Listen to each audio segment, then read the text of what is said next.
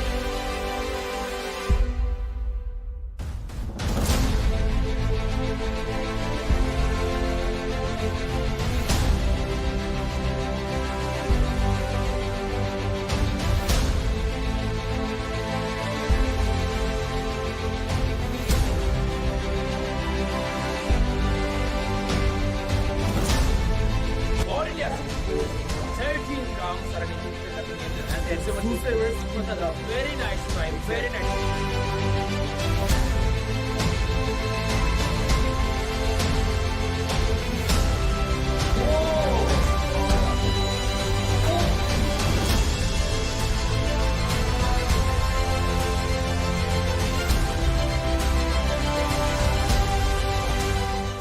ব্যস্ত সময় আর যানজট পেরিয়ে পছন্দমতো গ্যাজেট কেনাটা এখন রীতিমতো একটা যুদ্ধের সামিল। অনলাইনেও গ্যাজেট খোঁজাটা হয়ে দাঁড়িয়েছে সময় সাপেক্ষ আর সাথে প্রোডাক্ট ডেলিভারির জন্য দিনের পর দিন অপেক্ষা। কিন্তু আর নেই চিন্তা, বাংলাদেশের লিডিং রিটেইল কম্পিউটার শপ স্টারটেকের ওয়েব স্টোর থেকে এখন খুব সহজেই খুঁজে নিন আপনার পছন্দের gadget, laptop, desktop, tablet PC, camera, হাজারো নিত্য নতুন গ্যাজেট থেকে বেছে নিন আপনার পছন্দের প্রোডাক্টটি আর বাংলাদেশের যে কোনো প্রান্ত থেকে অনলাইনে অর্ডার করুন খুব সহজেই। তো এখনই ভিজিট করুন www.startech.com.bd এবং অর্ডার করুন আপনার পছন্দের গ্যাজেটটি।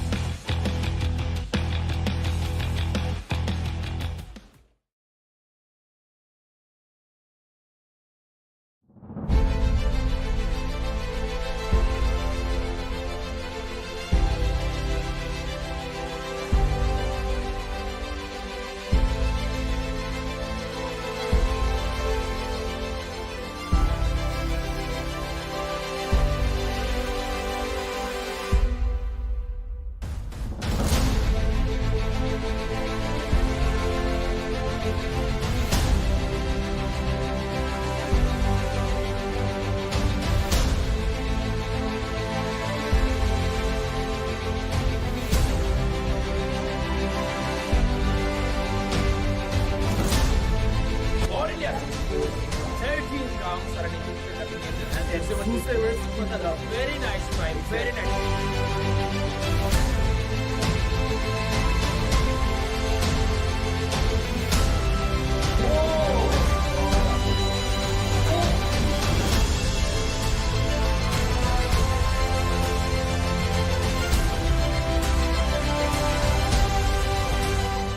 ব্যস্ত সময় আর যানজট পেরিয়ে পছন্দমতো গ্যাজেট কেনাটা এখন রীতিমতো একটা যুদ্ধের সামিল। অনলাইনেও গ্যাজেট খোঁজাটা হয়ে দাঁড়িয়েছে সময় সাপেক্ষ আর সাথে প্রোডাক্ট ডেলিভারির জন্য দিনের পর দিন অপেক্ষা। কিন্তু আর নেই চিন্তা, বাংলাদেশের লিডিং রিটেইল কম্পিউটার শপ স্টারটেকের ওয়েব স্টোর থেকে এখন খুব সহজেই খুঁজে নিন আপনার পছন্দের gadget. Laptop, desktop, tablet PC, camera, হাজারো নিত্য নতুন গ্যাজেট থেকে বেছে নিন আপনার পছন্দের প্রোডাক্টটি আর বাংলাদেশের যে কোনো প্রান্ত থেকে অনলাইনে অর্ডার করুন খুব সহজেই। তো এখনই ভিজিট করুন www.startech.com.bd এবং অর্ডার করুন আপনার পছন্দের গ্যাজেটটি।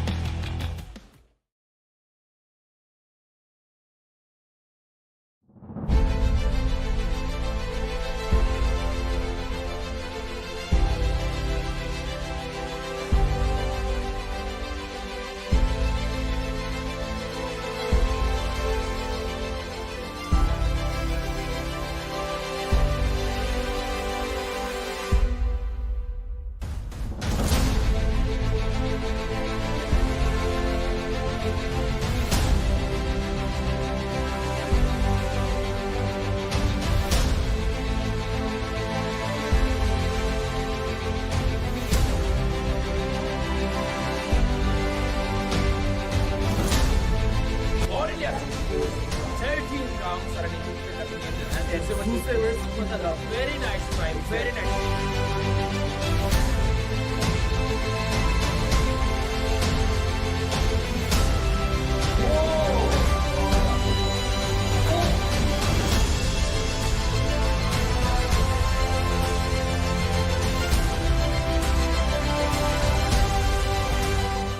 ব্যস্ত সময় আর যানজট পেরিয়ে পছন্দমতো গ্যাজেট কেনাটা এখন রীতিমতো একটা যুদ্ধের সামিল। অনলাইনেও গ্যাজেট খোঁজাটা হয়ে দাঁড়িয়েছে সময় সাপেক্ষ আর সাথে প্রোডাক্ট ডেলিভারির জন্য দিনের পর দিন অপেক্ষা। কিন্তু আর নেই চিন্তা, বাংলাদেশের লিডিং রিটেইল কম্পিউটার শপ স্টারটেকের ওয়েব স্টোর থেকে এখন খুব সহজেই খুঁজে নিন আপনার পছন্দের gadget. Laptop, desktop, tablet PC, camera, হাজারো নিত্য নতুন গ্যাজেট থেকে বেছে নিন আপনার পছন্দের প্রোডাক্টটি আর বাংলাদেশের যে কোনো প্রান্ত থেকে অনলাইনে অর্ডার করুন খুব সহজেই। তো এখনই ভিজিট করুন www.startech.com.bd এবং অর্ডার করুন আপনার পছন্দের গ্যাজেটটি।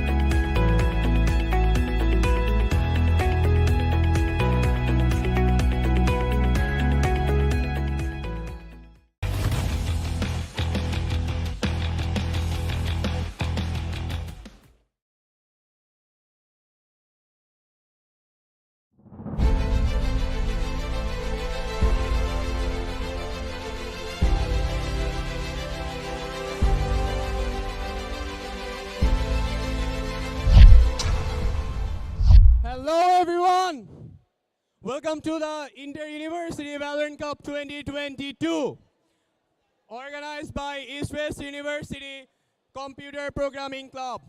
Big shout out for the East West University Computer Programming Club. Yes? All right. All right, all right. Big cheer up, all right. And thank you to all our sponsors without whom we could not arrange such amazing things. So starting with the powered by sponsor StarTech and Engineering Limited, hardware partner MSI, broadcasting partner Angular Esports, media partner T Sports, ISP partner B.net, food partner Kachi Town, beverage partner Everest Water, photography partner Photo Express, digital and print media partner BD Esports 24. Thank you to all our sponsors, without whom we could not arrange such amazing things and could not give you such amazing things. So, are you guys excited? Excited for the Inter-University Valorant Cup 2022? All right. So let's not wait further. What to wait for? Let's get our teams introduced. Please put your hands up together for Team NSU.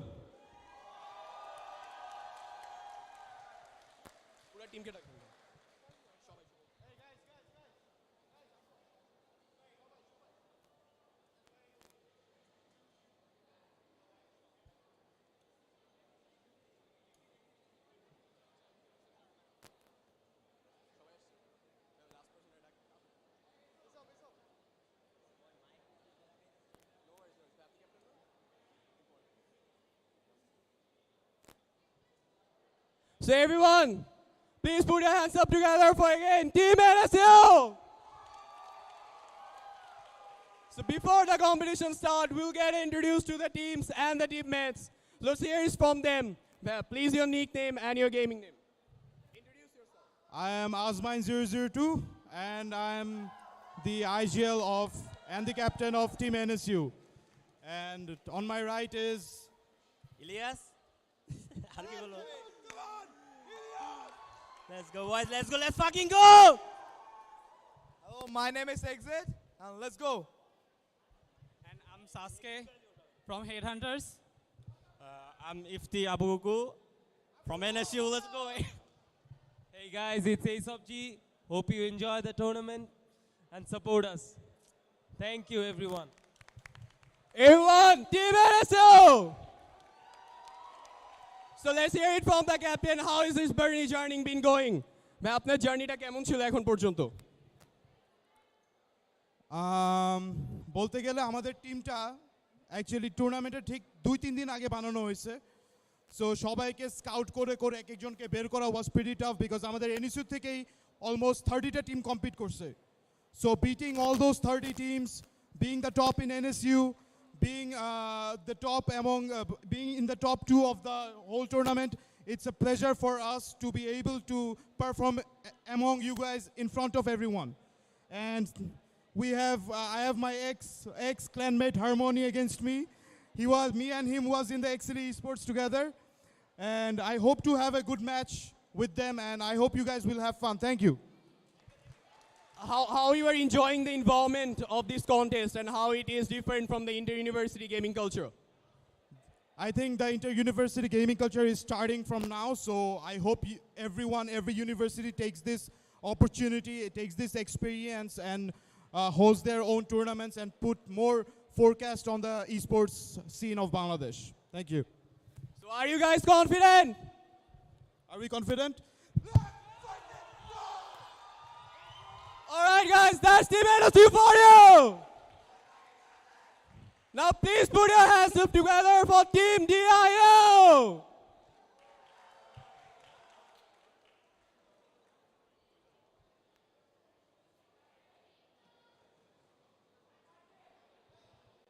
Guys, Team DIU. So let's get introduced to these teammates of Team DIU. Bhaiya, your name and your gaming nickname. Hello guys, my name is Khalid Sheikh and my IGN is Dipjol. Hello guys, I am Nasmo Saqib. My IGN is Protein Shake.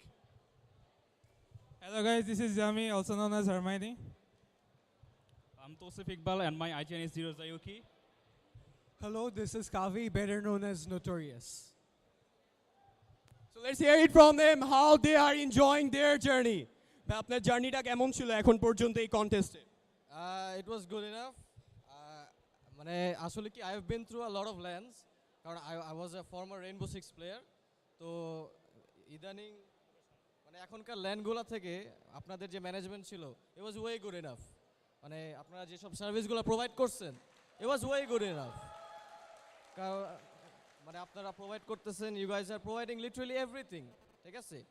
So personally it was very good, really good. So how's your journey of the inter-university gaming culture till now? My journey was fast. তো আমাদের team আর কি 2 বছর ধরে practice করতেছে তো that's why কি বলে আমাদের মধ্যে কোঅর্ডিনেশন খুব ভালো মানে এই জন্যই আর কি সার্কাজম ছিল এই আর কি বাট ভ্যালোরেন্টে আমি বেশি দিন হয় নাই সুইচ করছি ইটস আ গুড গেম এই আর কি So are you guys confident? All right, thank you guys. Thank you so much. Good luck to you. Good luck to Team NSU. Hope to see our finals and hopefully we'll have an amazing session. So till then, stay tuned. But before that, we do have a message from Angular Esports. Can I have you, please?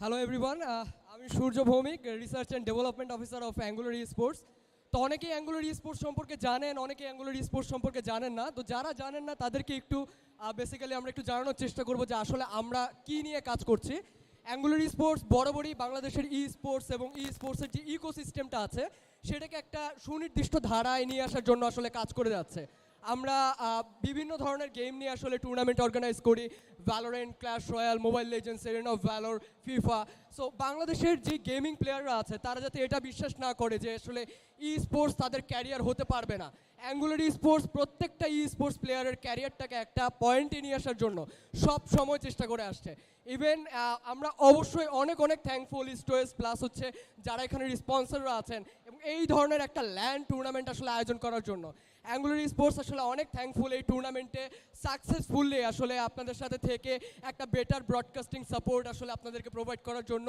And guys angular স্পোর্টসের page এবং website www.angularesports.gg যারা যুক্ত আছেন তারা জানবেন এই land টুর্নামেন্টের চলাকালীন সময় আমরা কিন্তু অলরেডি একটা ভ্যালোরেন্ট টুর্নামেন্ট রান করছি পরের মাসেও একটা ভ্যালোরেন্ট টুর্নামেন্ট আছে মোবাইল লেজেন্ডস টুর্নামেন্টস আছে সো যারা টিম নিয়ে খেলতে চান please do join with us hopefully বাংলাদেশের স্পোর্টস একটা খুব ভালোর পথেই যাবে thank you So thank you, Angular Esports.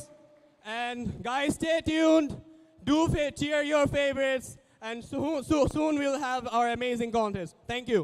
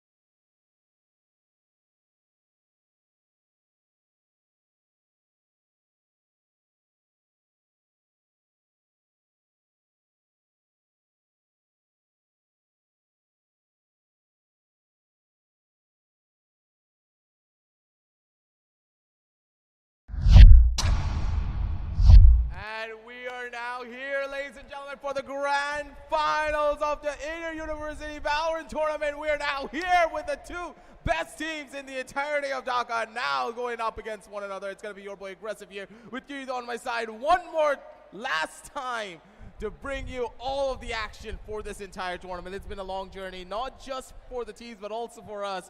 Yeah. We've been through hell and back by ourselves, through the intense heat, seeing the players' emotions. Everything is running wild. And now here at the very end, everything is on the line. The pride, the joy, the thrill, everything's going to be over the top. And Gito, I'm excited for this. NSU going up against DIU. Both of these teams, they have fought through thick and thin to try and reach this stage. DIU, they had a lot more of an easier run, you have to say, because of the way that they were playing. The team playing coordination, synergy, just outclassing a lot of the other teams that are present in this tournament. But for NSU, goddamn, they've been making statements from a 2-10 scoreline all the way to a 13-10 against IUT. Not an easy feat whatsoever.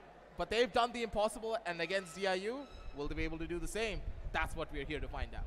Yeah, the memories are still fresh from yesterday's LAN event. The second match was absolutely insane as NSU, they were down 8 rounds and they were able to win 11 in a row, not only just to equalize, and then they overtook their opponents and didn't give them a single round. 11 in a row, that is a very difficult task to fulfill. And considering how well the first map went to their opponents, IUT, how confidently IUT played, how well disciplined they were, the amazing teamwork that they showed, any team would be a little bit scared, they would be a little bit hesitant about the menacing force that's in front of them. But NSU, despite all that, they were able to maintain their composure and keep it in their favor and pull off this massive rabbit out of the hat. Like how we were in utter shock when we saw, okay, 10 and 2, it was 4, then 8, then okay, this is getting worrying, and slowly but surely 10 and 10, and then it just went on to the victory. True. Impressive stuff from NSU, but again, DIU, they are not a force to underestimate either, because obviously they have a lot of consistent players in there. They have some crazy fraggers as well. We see obviously Hermione, he's been popping off, not just with the Sova as usual. True. We see his race pick coming up on Bind, and he absolutely annihilated with the raise nades, the raise utilities. He's been causing so much havoc and so much trouble for the players. And it's not like he's playing a very proactive role, like in his opponent, Missile was playing very aggressively, he was pushing outside, he had support from teammates as well. He was playing slowly, he was playing the way maybe a Sova main would play Raze. He was playing with his utilities, playing with the team, but he still got the frags, he still used the utility to gain that advantage to his team. And that's how a player should use the agent abilities to its full potential. So we have that from Hermione as well. We have other players, Deep Joel usually going for the duelists, going for the chambers, the jet plays, absolutely insane from him. Notorious on the Viper on Bind. He's so consistent, he's so good at that. And Chamber on Haven as well, he was popping off. We did not expect that from him, but he delivered. So without any other ado, we're going to be going into the first map of the Bo3 as the agent selections are going to be coming in. We're going to Bind, and we're going to see the agent picks coming in really soon, going into the game real soon. And now as we're going to be jumping in towards the game of Bind, let's just see exactly how the agent compositions are going to play out for them. And in my eyes, I would honestly say that looking at the compositions, I'm leaning a bit more towards the side of DIU, primarily because they have a composition that allows them to play the defense really well. They started off on the defensive side as well. The defensive side of this particular map just allows them to be so much more potent in the way they can hold the sides. But again, we've also seen their weaknesses on this particular map. For some reason, DIU, they don't really have a lot of control in the way that they're going to be able to play the different sidelines. They've constantly given up a lot of space. They have the utility to regain that space, but they're very hesitant on using that level of utility, and hopefully that's not going to happen to them in this scenario. Bind coming up right off the get-go, smart from the members of NSU. Because the members of DIU, they've showcased a lot of weaknesses for this particular map. And they cannot even ban this one out because this is a very powerful map for them as well. Running a double controller setup, it's very difficult to get into the site if you have a proper hold for it. But sometimes you can't always rely on that now, can you? the holds are going to be very difficult. You will have some gaps in your defense, but with the double controller, you're able to fill that up. But the fact that members of DIU are not able to do so, it's quite normal for a double controller setup. You need a team that is very sound in the way that they coordinate. Otherwise, this entire composition just falls flat on their face. But for NSU, a composition with a double duel is very smart, very proactive, and sorry, not the double duel, it's double initiator. They have a flash, they have the Sova, they have enough util to just brute force their way in towards the side with the information that they get. And Abu, man, yesterday he was so explosive on that raise, and today he's looking to be here to make an even bigger statement. Every single one of the NSU players, they have enough firepower to completely take hold of the map, but will it be enough to take down DIU? I don't think so just yet, and I do believe that the first initial half will paint the best picture for all of us. Imagine 7-5 scoreline could be the case here, and if it's a 7-5 favoring the side of NSU, they took map number 1 right before the second half even started. Yeah, based on the playstyles in the Agent Comms, you can say this is pretty much an unstoppable force facing an immovable object. The defense from the side of DIU is so strong with the double controller, and the way they synergize on the players pushing into the side, the utility weakens them out. The Viper utility is going to cause a lot of trouble. It's going to decay the players. It's going to poison them while they're getting to the side. And the really focused players who are trying to hold those angles while they're pushing in are going to get those easy frags. And they're going to be playing really coordinated and synergized as well. They're going to be holding the angles together, watching each other's backs, and getting the frags easily. So whatever force the attackers push through with, it's going to be easily disrupted. Meanwhile, we have the Brimstone as well in a position in the other side, anchoring that. He's got the Molly, he's got the Stim Beacon. He can act as a really active agent in that area as well. He can Molly out the angles to try and block the players from getting in, but once they're in, he can use his own utility, he can use the Stim Beacon to try and play as to his own advantage, try and take gunfights himself. Do some damage while you can. And that's going to really help out DIU in their defense, considering how, as you said, NSU play on their attack. They are really aggressive. They really like to explode into the site. The double duelist, the double initiate composition not only just provides them information, but allows them to push into site with brute force. If they go with a KO or a Sky, even a Fade right now, the entry is so good. It's so hard to take down that KO flash, the Sky flash. It's so hard to counter that. And if there is a good entry fragger, a good player who's going to take space, he can not only get the frag, if he does get taken down, his opponent, his teammates can trade him out quite easily because he's going to gain so much space, especially if he plays a Jet. He's able to gain so much ground for his team. Even a Raze is going to be able to do that. So that is something that NSU have going for them. As you said, this is going to be a really tight first half, and pretty much whoever does come out with a higher scoreline in the end might have the chance of taking this map entirely. True. I completely agree with you, but a lot of the grievances of that double controller setup just shows a lot more on the attacking side. So for DIU, they're hoping to get that 9-3 scoreline to just stabilize and just have that little bit of an edge for themselves as they move over onto their own attack. But again, moving back from all of those perspectives, as we jump on down over towards the game, things are just about to begin. Player cams are already set up. You can see the players at their foreheads.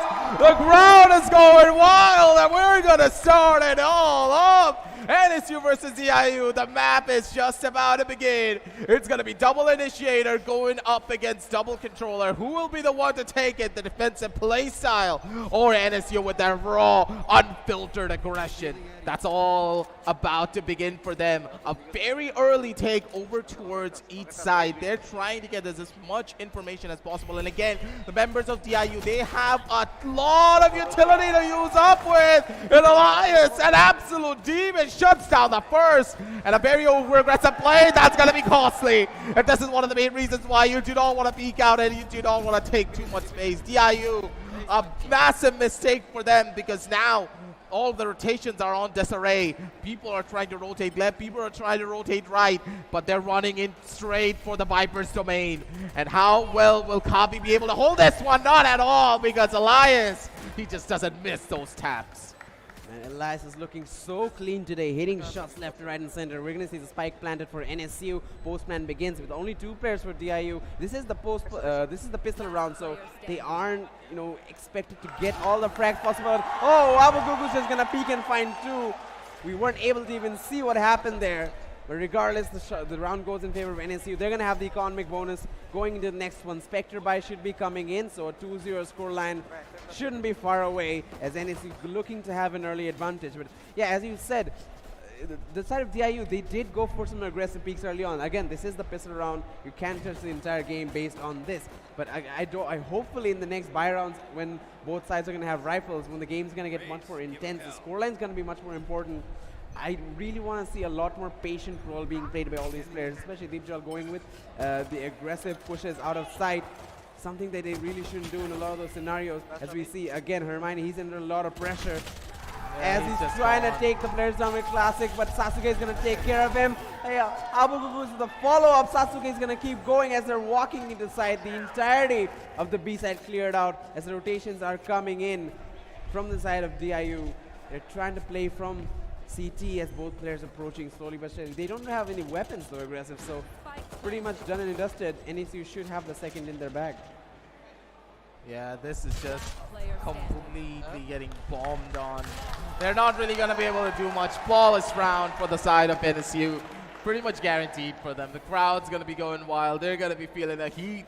But now DIU, it's their turn to try and slow things down. Buy round for them. They had the stronger weaponry in the long run. But honestly, tell me, on the map of mine, do you really think that Vandals and Phantoms are even strong weapons? Not exactly. Not anytime soon. Because these weapons can cause so many problems in the long run, because going up against Spectres, the close proximity fights will always favor them. The run and gun potential is just always going to be stronger, and for NSU, they're going to try and utilize it to the best of their own abilities. Hermione, a pretty sad miss when it came down to the boom bot. Not really going to be able to stop them for as long as he would have hoped for, but with the B-side hit already coming in, they're just rushing it down, and Hermione caught in between a rock and a hard place, but still gets one more frag for his squad to work with. It's going to be a 2-for-0 trade with two members going down early, but Abu causing a bit of damage, but Hermione, you can't fight this man, and Sami's holding it strong. And a triple kill to end it all off. DIU, they take the round in style, and with 4 weapons alive as well, this was a perfect round for the side of the defense. Exactly, they're going to be able to keep these 4 rifles in the follow-up. NSU not really doing much damage to the economy of DIU, but they still were able to get the spike down, so that's going to be some extra money on their part. But they are going to be able to afford rifles regardless. We see the Phantoms coming into their armory, so the first gun round coming in, and it's going to be really important for either side to, as we did say, set the tone in the first half. The maximum amount of rounds in the first half has a decent amount of chance in the second one to carry that momentum through. So it's going to be really important for them to extend that lead. NSU already have that 1-round advantage considering they won the pistol. So they really need to try and make sure they win this one. That's going to disrupt the economy of DIU. That's going to put them back onto eco weapons. And that's going to allow them to get more rounds in their favor. Again, DIU, they need to stabilize. They need to recover. And the best way to do that is pretty much the same thing for them. Destroy the opponent's economy, take the guns away from them, and get those rounds in their favor. And I really like what I saw on their buy round. They were playing behind the Viper's wall. They're not really pushing through. No one was going for unnecessary peaks. They waited for the rotation. They followed through with the Sky utility. They followed through with the Initiator's utility to walk in and gather information, then go for the fights. And that allowed Hermione to get a pretty impressive 4K. Yeah, it was pretty smart. They played their buy round down to perfection, no over-aggressive peaks, and they played based upon utility, understanding that, hey, they have the stronger weaponry when it comes down to the close range fights for the attack. Yes, the Spectres are not that dangerous on the longer ranges, but why do you really even need to take long range fights at all? You don't technically need to. You let them come in towards the side. You know you have stronger utility to play around with those Phantoms, and when you have that level of firepower, how do you utilize it properly? You don't take any risks. You set up your own plays based upon the level of utility that you have in your arsenal. And with the Viper playing from the back end, and also the fact that he has the Toxin Orb, just completely isolates any player that could be playing from A short. You know that the shower side is clear because of the boom bot coming in from Zami. So where could the players be? They need to be in U-Haul. Throw in the Skydog, the Trailblazer clears everything out, gets the stun, and Hermione gets 2 free frags. Perfect execution from the members of DIU, but they need to carry that execution moving forward into the buy round for NSU. Now NSU, they're the ones who are in the driver's seat. They're the ones who have the stronger buys. So the real question is, at the end of the day, who will be the one to come out on top. Because in my eyes, I'm still noticing that NSU, they're not baiting out as much utility before going in for those hard hits, but it's still going to be a problem at the end of the day. But let's just see how it all pans out. It's a LAN environment. People will try to photobomb as much as possible. But hey, it's completely fine. That's where the fun is at. Everyone's here. They're going to be noticing one of the best matches that we've seen in a pretty long time. Both of these teams, they have a lot of big names on them. We have one of the biggest personalities in the entire country pretty much, with Osmine flexing his biceps in the background with every 2 seconds. But hey, I digress. Everyone's playing. Everyone's here for keeps. They want to be at the very top. Strategies will be on point, I would say, for the members of NSU. They do their homework properly, and you would be surprised. They've been anti-stratting the members of DIU quite heavily, but the real question is, have DIU done the same?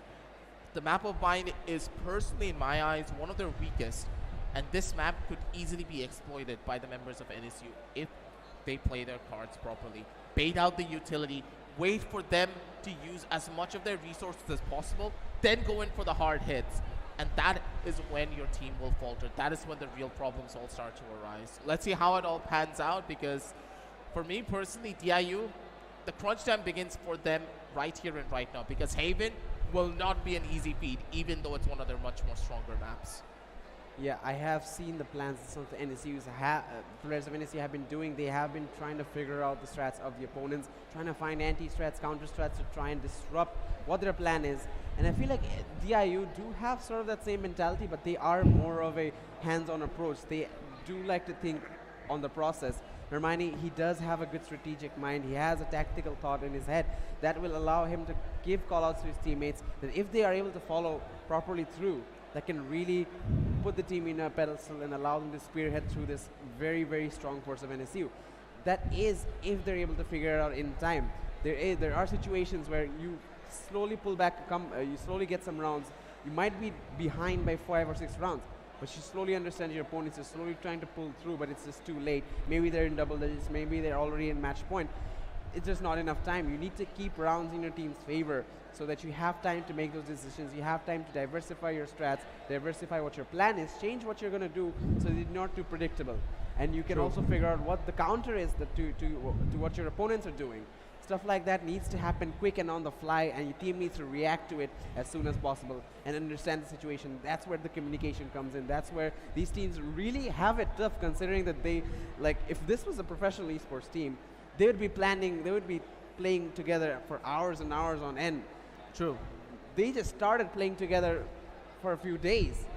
And since this tournament and they're showcasing a lot of proficiency. Yeah, that is. And some of the teams that I have seen here, they look like really well-built professional teams. They could do really well if they continue practicing like that, considering how they're playing even at this very second.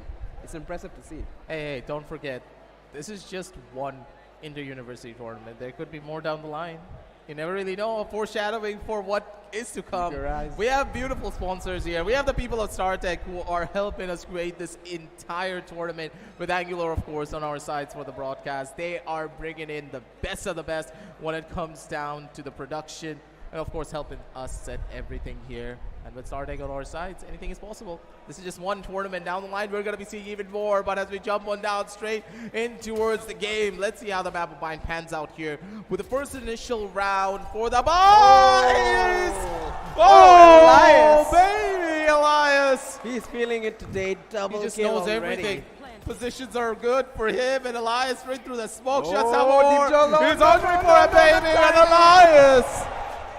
Oh, the jumping Dutch comes in from there, so he tries to pick up a gun, but the knife caught in his hand. Sasuke gets the brimstone diff onto him.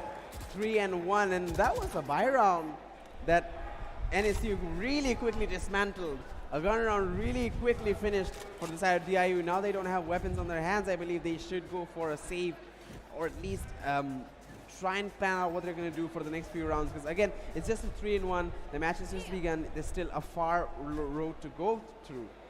for both these teams. So DIU, they still have a lot of room to work with, but looks like some forces are going to be coming through. Actually, they're going to force entirely into this. All rifles in their hands, as we are going to see them trying to hold on to either of the sides. The main push for NSU right now is going to be in the side of B, and especially in B long, where Elias has activated the Tour de Force, the upgraded operator.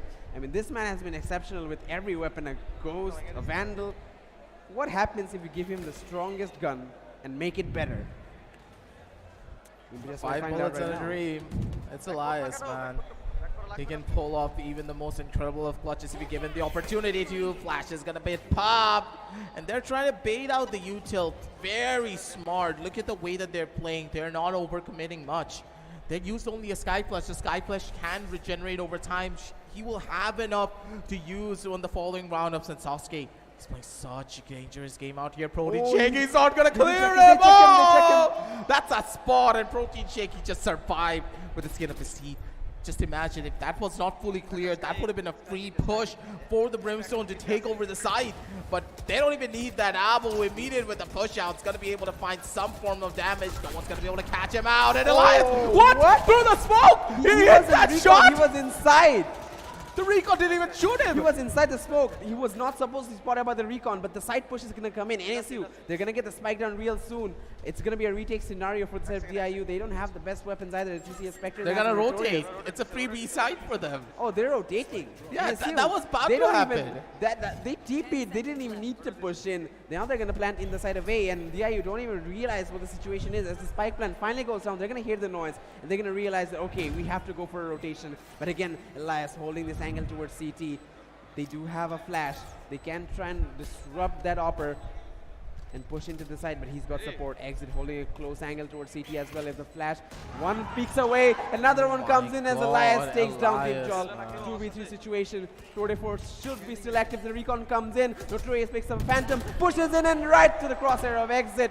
1v3 situation. Xerox finds one, finds a second. Wait a second. Oh, the miss from Elias. I'm starting to get nervous as he's up close. The headhunter is pulled out. What am I looking at? It's a classic. To finish things off, he has time for the defuse as well. And he actually wins that. DIU won the round. I'm pretty sure the Elias was very confused with the movement. Even I was. Yugi was just running around, pulled out a molly. He was going to molly the right side, and he just kept on running circles. But hey, sometimes the most awkwardest of movements is the thing that gives you that edge. Now, doesn't it? Perfectly done. And with that hold and with that play, they're going to be able to survive for just a little while longer. And Team DIU, what's the game plan here for this particular round? You did lose out on a couple of your members pretty early on, though. And they're going to feel the pressure of not having enough buys. And also for the side of NSU, they need to start winning out on a lot more of their rounds. Because of the way that the setup is going, they don't really have the proper economy to keep it all rolling on their side. This one more round will pretty much set in stone how the pacing of this matchup will go. Either it will be an equalization where the members of NSU have to go in for a save, or things could be a lot more different drastically. We do see a tiny bit of a presence play over towards the B side, trying to sell out some things, and Sasuke spots out that tiny pixel of the head of Protein Shake and just shuts it down immediate. That's the first that they needed. And to take down the Sova early enough, that's a lot of util you're not going to have for the rest of the round. Already a 4v5 scenario. DIU down the Sova. That's going to be really crucial. They do still have the Sky, but again, the Sky doesn't provide the same level of information as the Russian man himself. Xerox holding on to this B side. He hears the noises coming in. He has the ultimate. If he wants to use it, the orbital strike might cancel out the bomb plant, but he's going to be able to rush into the site. He's going to use the showstopper to try and find an impact. The ultimate used a little bit late. All the players of NSU are going to be cleared out, and there's no one pushing through at that very second. The flash comes in. Showstopper with a TP. Hermione now caught in the middle of nowhere as he's trying to avoid the ultimate from the opposition Brimstone. Sasuke does trade onto him. Xerox will find a follow-up. Notorious as well. The remaining two players stuck in. Hookah as Elias takes down Notorious. 2v2 situation. Nice pick from Ninja, but it's a 1v1. Both 8 players low on HP. 34 for Elias. He knows exactly where the spike is. He knows exactly where. Come on, you saw the gun barrel. The spike. You saw the gun barrel, bro. He survives due to 7 HP. Just look at this man. He's already hyped. He's already putting up fingers in the Barely sky. alive. Good God. I thought he saw the gun barrel. We always witnessing the gun barrel just poking out of the corner, but Yuki, he didn't notice that the heat and the pressure, it's getting to them. And that is you. Yeah, they're feeling this one. You can see the player cams are slightly delayed, but I think it's a good thing because at least at the bare minimum, we can see what the players are up to. And we can see the reactions of the previous rounds as well. It's a 2-4 already. Things look to be a bit more spicy than expected as we go in for the swaps and the positions. What's the game plan here? How do they really want to play this on this round in particular? Abu holding from the back end of this. He doesn't really have enough of a buy. Again, these rounds are very expensive for NSU, and that's pretty good. The utility usage is right. Catches out the first and Sasuke. Good chunks of damage. He's trying to hold, but Protein Shake. He's just so much better with it. But Exit comes in down strong. Spray transfer kills two. Has the sight for himself and a 3v2 to boot. More than enough utility to just play around with an Exit. He can even play for his Hunter's Fury if he wanted to. But for now, he's just going to wait. He's just going to chill because at the end of the day, Hermione, he's the one that needs to survive. Yuki trying to push in to the U-Haul position. Abu with the Spectre, big disadvantage. We see the opposition, they're spotting him out as well. As Nice shot. takes down Hermione. 1v2 situation. He's only got a classic in hand. Long range fight. No way he's gonna win it. Ace up to finish off the round. NSC with 5 and an advantage of 3 rounds. This is looking really dicey for DIU. They should be able to afford buys just barely. Yep. They are able to get some guns in the bag, but if they aren't able to win out this round, if this becomes a 6-3, sorry, a 6-2, DIU, they need to take a pause. They need to have some talks between themselves. They need to have a strategy planned out for what they're going to do next, because things are going to get out of hand if this keeps going. If they keep taking the fights where they need to stay, they need to wait for the retake, they need to wait for the teammates, and if the retakes aren't working out like as they prefer, it's not going to be going as they planned. But look at this bloodbath in the main. Ace up trying to get the double kill. 3v2, and they're going to push into the side that is completely open. The players in A rotate, try and go for the retake. Hunter's Fury is available, so is the Viper Spit, so they can retake if they want to. And I believe NSC realized that. That's a Seeker, that's a Seeker. They already know. You can pop the Seekers immediately as soon as the plant goes down. You have all the information in the entire world. Players coming from Hookah, you have that clear. Players coming in from the main side, you also have that clear. They do have the Hunter's Fury though. That's a double tag. Wait a minute, Protein Shake. He's making things a little bit more competitive. Both players have been spotted. That's a swing and a half from Aesop. That's a free kill. That's the secondary as well. Abu with the headshot finds a frag and a 6th round on the board for the side of NSU. They hold down the 4th. And even though that round was a lot more closer than expected, the members of NSU, they're reading DIU like an open book. That was a full sack over towards the B-long sideline. They expected the push to come in, and they won out on the trades. That was perfect. And DIU, now they're feeling the heat. They're down 6 rounds already. And again, this is a win for the NSU. The fact that NSU are able to get 6 rounds against the double controller while they're on their defensive side, that is massive. That is something that should not be happening whatsoever here. And they're feeling that pressure. They're feeling that pain because as soon as the attack side rolls around, their team will start falling apart even more if NSU are able to take the proper countermeasures. Do not let the members of DIU take full control. Do not let them feel comfortable in their positions because we have seen this over and over again. DIU don't really perform when it comes down to being in high pressure scenarios. And it's showcasing, while for NSU, they thrive in the chaos. The more chaos that they can create, the better the team is able to play.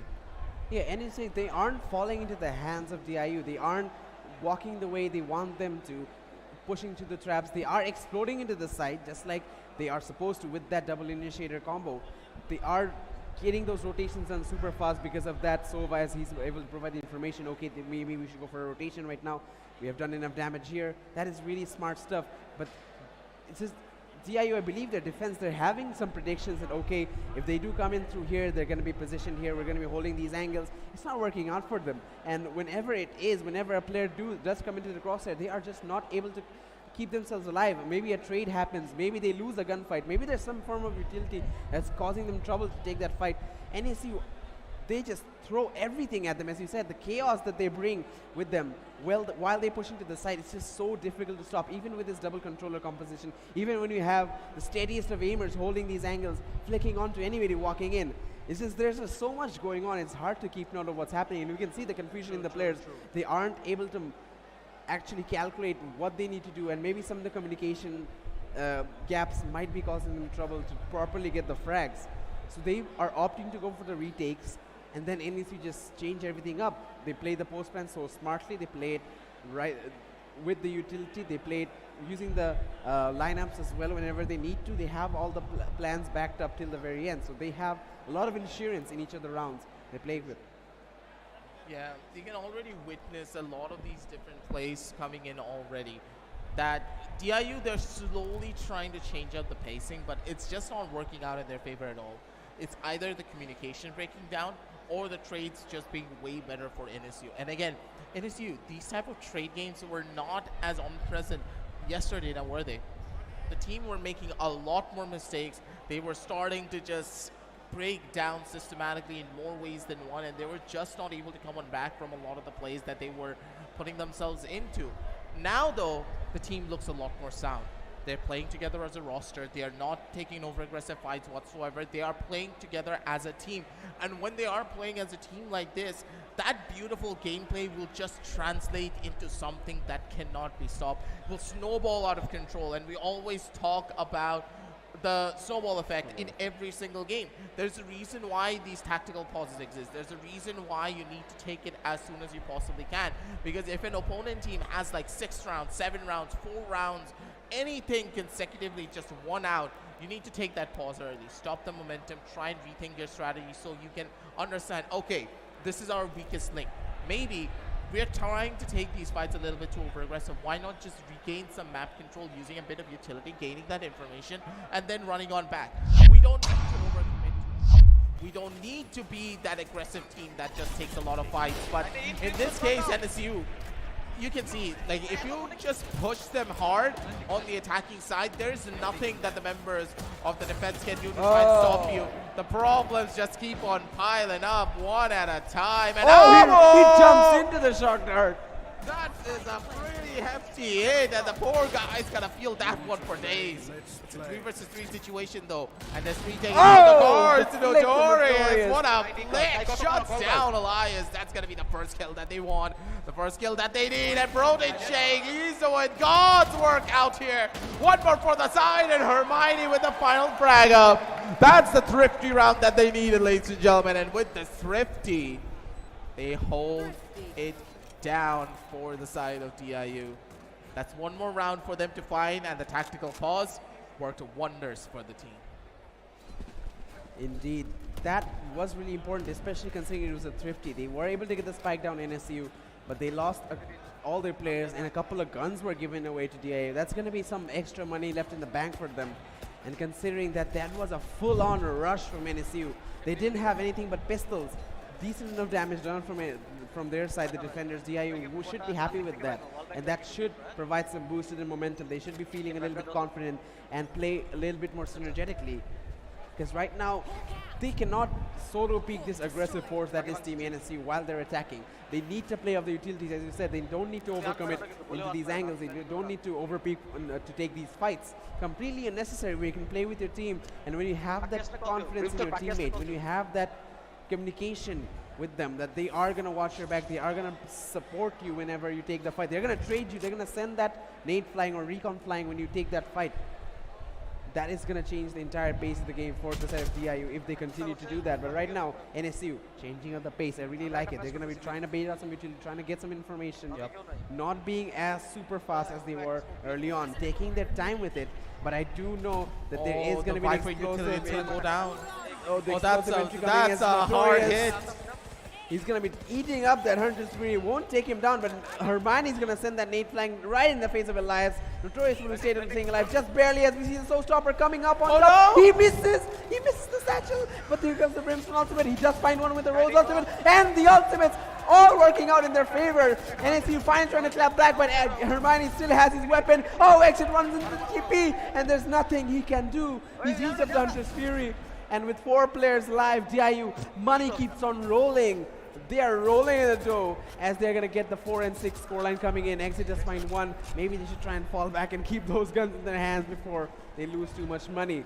But with that being said, 4 and 6, they're slowly recovering the side of DIU. And we see that. We see the utilities working out. Play around that.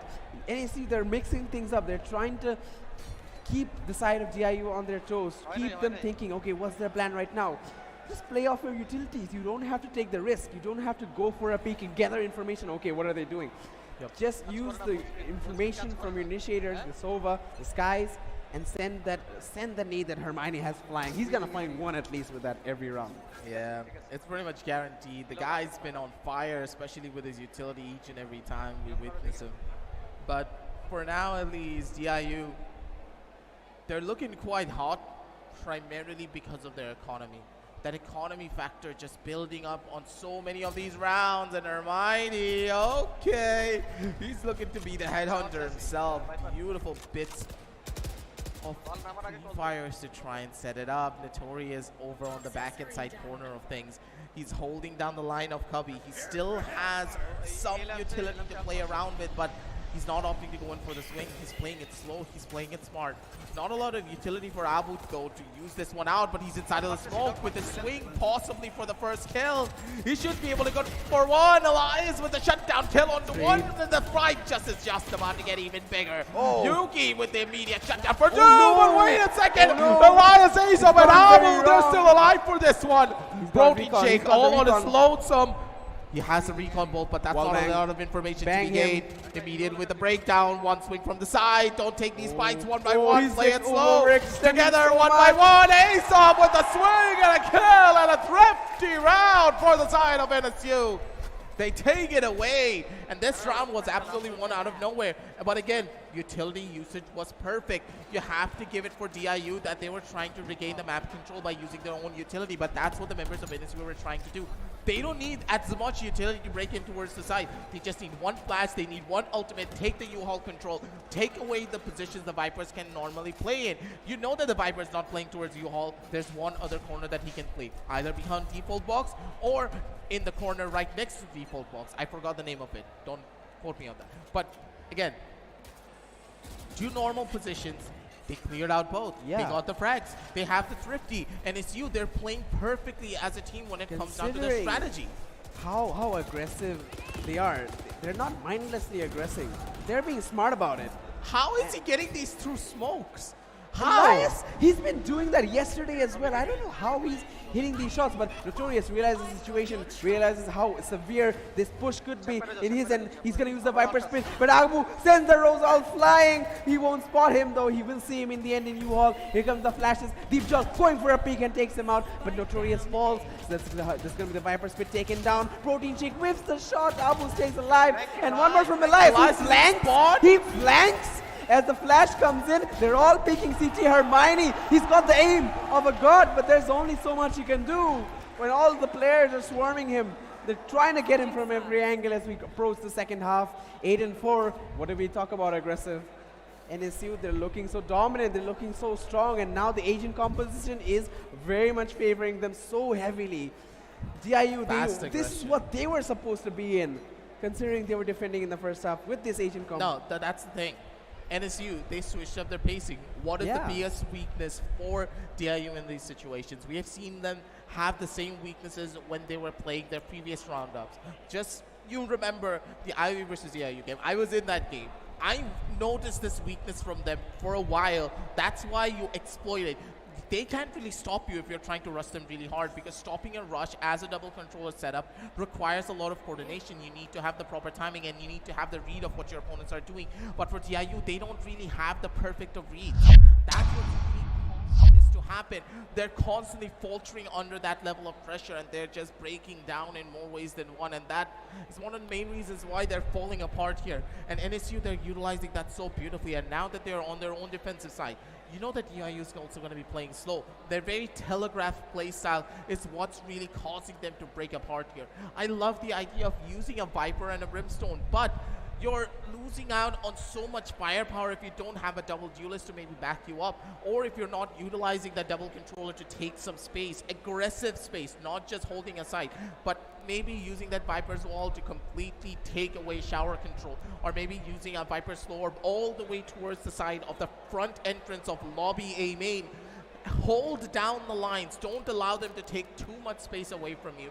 That's when you just start falling apart. I'm pretty sure in Siege you played it. There's something called extending the site. That's what they really need to do here. That's why the double controller is so strong. And without any of that happening, NSU just had so many more advantages. And now that everything is going to turn around, I want your opinion. What do you think DIU can do on the attacking side to try and bring this one back? I feel like NSU are going to be adapting some of the things we talked about, some of the things that maybe DIU should have done. They're going to take aggressive fights themselves. They might mix up some stuff. They might come up with set pieces like, okay, let's push outside hookah. Let's do that B-long push that Hermione tried a couple of rounds back in the first half. They might have more success with that considering they have the double initiator combo. Two of the initiators, if the Sky Flash comes through, if they send us over recon there as well, that could be an aggressive, very aggressive and difficult force to deal with. Again, we do have the Viper, the notorious plays. He's going to be trying to play a more of a slow role because obviously Brimstone, I believe he is the primary controller. His smokes are going to be more important for taking the side. But again, if they go for rotations, if they utilize the bind map teleporters, then the secondary controller's value increases. They're going to have to create the wall. He's going to have to make sure his team has cover while they're walking in. And not just that, he's got since he's playing a very secluded role, he thinks he's playing a bit of a lurking role. He has to make sure he's gained some ground. As you said, keep control of the site before they even get there. At least take down the primary defenses. NSU, they're a calculated team. They're not going to just completely leave a site. If there is some information, there is a single chance that, okay, DIU might rotate. If there's a small chance they're going to leave something behind that gives them that information. And that is something that Notorious will have to take care of, or at least any of the players that is lurking is going to have to take care of. True. That is one of the key things you have to do when you lurk. Even if it's just not a rotation, say it's your site take, say your team has control of a site, but the retake is very strong for your opponents. They have a lot of ultimates. That's when your impact comes in as well. You need to have a good timing. And not just that, you need to have support from teammates as well. They need to pull the defenders to them. They need to keep your eyes on the players that are in the site, not behind them. Because players, every now and then, the timing just works out. You're looking around, you're admiring the view while you're going to retake a site. Oh, what's that? That's not a bird, that's an enemy omen. What's he doing here? And you take him out. That could be a round-winning lurk. True. Just got cancelled out. So there's everybody's role working together in this. And we did say that the attacking is possibly the weaker side for DIU's composition.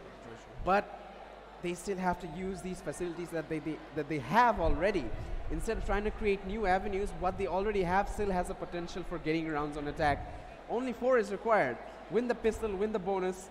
You only need a couple more. Use the utilities to the best you can and try and play slowly into the site. True. At this stage, they just need to try and get their map control in check. You said it yourself. If they don't have the control, NSU are just going to rush them down, or they're easily going to be able to stop them from pushing in. Again, you have the utility to take some control away, work your way in towards the side. But the thing is, you need to garner that kind of respect from the members of NSU. If NSU start pushing you constantly on your own attacking side, you're not really going to be able to use your utility to work the map now, are you? And in this case, we can already see Elias. He's hoping to do that. Very aggressive on the shower play spots on the owl drone. He's going to try to break it out, but he's not going to get caught. And Abu, free kill for him with the grade. That's Hermione going down early, and now they're trying to rush their way in, but it's just not going to work. Not as easily. Bib Joel still has a little bit more to work with, but Abu with the boom on Elias with another exit with the last. NSU, they take the 9th, and good God, the clean nature of this team is just insane. They stop them in their tracks. If they want to play explosively with the composition that they're running, it's just not going to work. They need to play it slow. They need to work their way in towards the side by finding a pick. And the fact that the rush came in that early, Gita, you said it yourself. I wouldn't even consider it an explosive entry, honestly. They ran into the No, yeah, side. they just ran into the side, but hey, no it's a viscera. That is their explosive entry technique, because they didn't really use the Sova utility.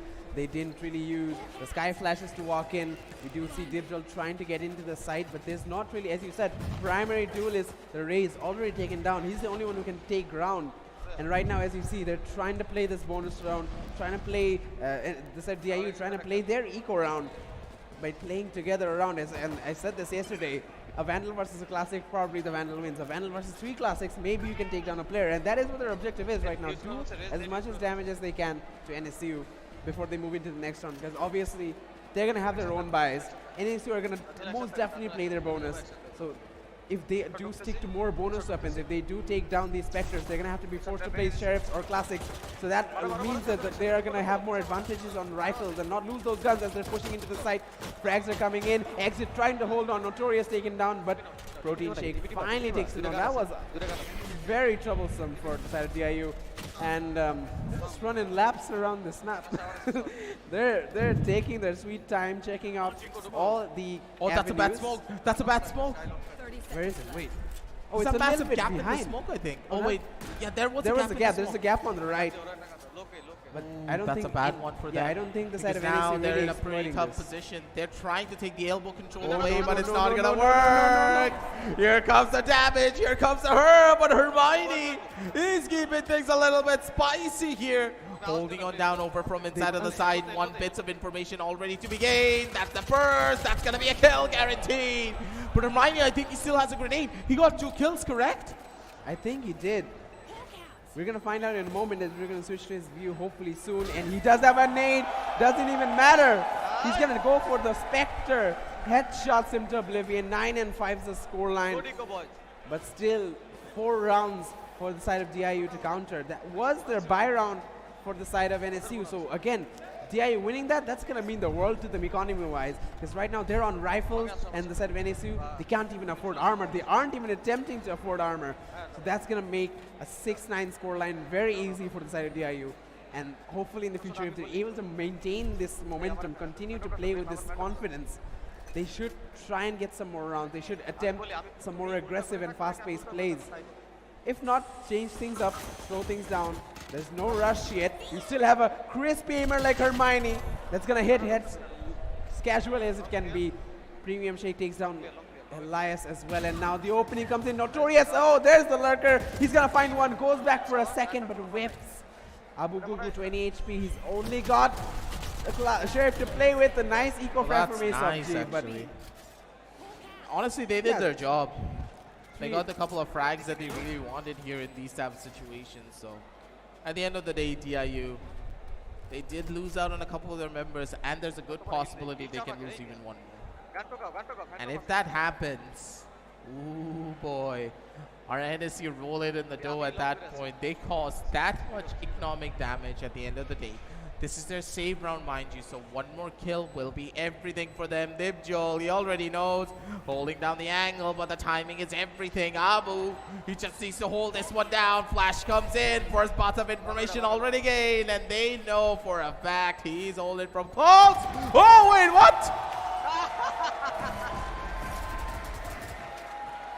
Well then, that could have ended really badly if Bo3 Shake wasn't in the background for that one. it just works out. Things sometimes work out. Things you seem like, okay, he's got the crosser right in his head. He's going to take him down from behind quite easily, but it just hopefully, I mean, sometimes it just doesn't happen according to plan. And in NSU, with the scoreline slowly DIU creeping up behind them, they got to feel a little bit nervous. They are going to be able to afford buys, though. Elias has his hand on that operator, and with the chamber TPs facilitating him, he should be able to get some impact with that weapon, but he is going to be positioned in the opposite side of A. There aren't any heavy attackers focused onto him, as Hermione is going to be trying to leading the charge into Hookah. Nade comes in, will be clearing it out with the drone, as well as Protein Shake will be able to keep himself off the eyes of the drone. But now hookah control is given up. Meanwhile, 3 players trying to defend that A side. Rotations are going to be coming in from DIU. They're going to be going back to the side of A possibly. They're still trying to find an opening. They're still trying to find that opening pick. They aren't committed to any side. That's what I really like to see. A slow-paced play with the Asian composition with the double controller. That's how they really need to play like. And we can see the wall already pre-placed in the side of B. So in the side of A from the Viper Notorious. If he wants to, he can walk in. It looks like it's not going to be walking in, it's going to be an explosion as they're going to be clearing out all the information. Nate does come in from the opposition, the defenders trying to disrupt this push. Wall will still be active as the spike plan finally going down, but there are defenders on the other side of the smoke. Do they try and take this fight as the spike is planted? Abugugu's going to take the peak, but there is a Viper smoke right in front of him. But look at this, Sasuke, do they know? Oh my god, all the players are there! Oh, he wait gets a one. minute! Aesop gets traded out, but now they're aware of it. Wait, they aren't aware of his positioning. He gets a second, but Dibjal trades 3v2 scenario. But look at the amount of ground the side of NSU have gained. They have so much space. Hermione gets one. He gets a second. 1v2. All on to exit 28 HP, and Hermione doesn't even wait for the lineup. 7 and 9, 2 away. NSU are in trouble as they are going to be forced to an eco, I believe. Again, what do we say? You give away control to DIU. If they have the map to play around with, your team will start to falter. Again and again, NSU, they're showcasing some of their cracks when it comes down to their judgment.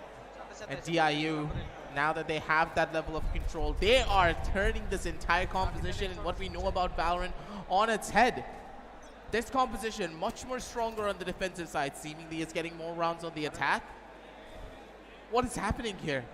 This is not how the game of Valorant is meant to be played, but hey, even I could be wrong as an analyst. I've been doing this for the last 2.5 years at this point, and now I'm bamboozled by how these teams are playing. DIU, they're doing God's work out here. Ooh, exit, spots the shoulder.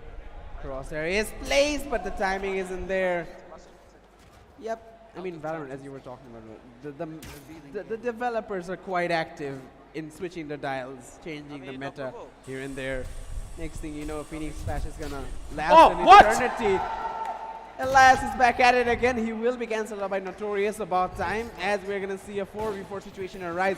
Brimstone ultimate available, so will the Sky Trailblazers, the Seekers actually, allowing the side of DIU to play the post plan quite effectively. I don't think the Sky ultimate should be used in this round, as we are going to see the Soul Stopper coming in for the retake. Does he find a frag? He should find 2 over here, and sends it flying. Abu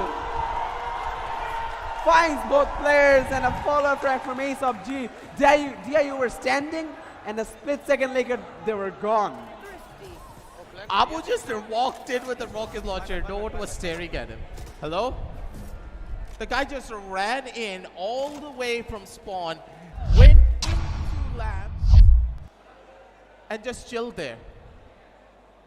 What? It doesn't make any sense. I think the players were expecting them from there, but he was just jumping around. Maybe he was satcheled as well. They weren't able to react in time. And again, that's the thing about the Raze ult. We just need to aim and click. I mean, it's easy to whiff on it, as we know. The people call it the Rose ult for a reason. Sure. But there are situations like exactly in that position. The players were so close. He was just so close to the ground. Just need to aim down, press the left click, and immediately the whole round is turned heads onto him. They had 2 ultimates to facilitate them. And they had man count as well. They could have played the match, to play the round to the advantage to the very end. That could have been the round that gives them the 8 and 9, and then pushing back their opponents to an eco, and a 9 and 9. That could have been the round that give DIU the chance for the comeback, but no, a single left click. This Thrifty can easily just turn the tides in the favor of NSU. They not only get the 8 and 10 scoreline, but they also force DIU to reconsider a lot of their options. Again, DIU, they're running a composition that is very strong for the post plans. And now the post plan scenario is in check. Now the real question is, how do they really want to go to that post plan? They are very strong in the way that they can play when the spike is down. But they're much more telegraphed in the way they try to take the sites for themselves. These problems will just start building up more and more over time. So in my eyes, I'm looking to see them just evolve their strategy just a tiny little bit at the end of the day, because currently the teams are just being a bit too over the top in the way they're trying to take these entries. They're trying to break their way in towards the side instead of working it out slowly for the first initial pick. But you have to give it to Elias. He's been getting frags out of absolutely nowhere. How is he doing that? When is he doing that?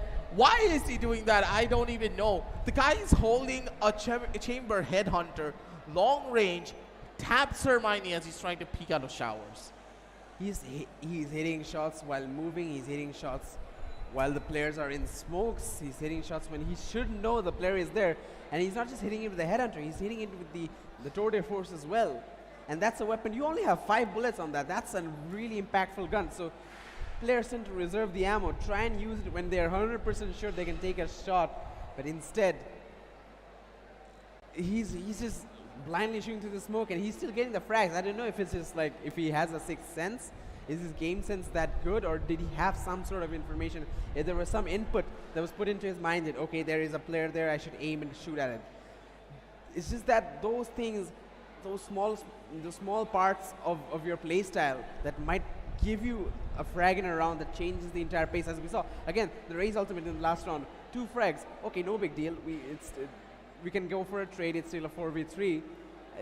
You still have a decent amount of chance to win the round out. But no, the ultimate comes in. He takes down 2 players. The rest of the players play together. They realize the potential of the chaos that, okay, 2 players just died. There's a lapse of communication. They don't know what's happening just yet. They come in for the picks. They find their targets and take them down.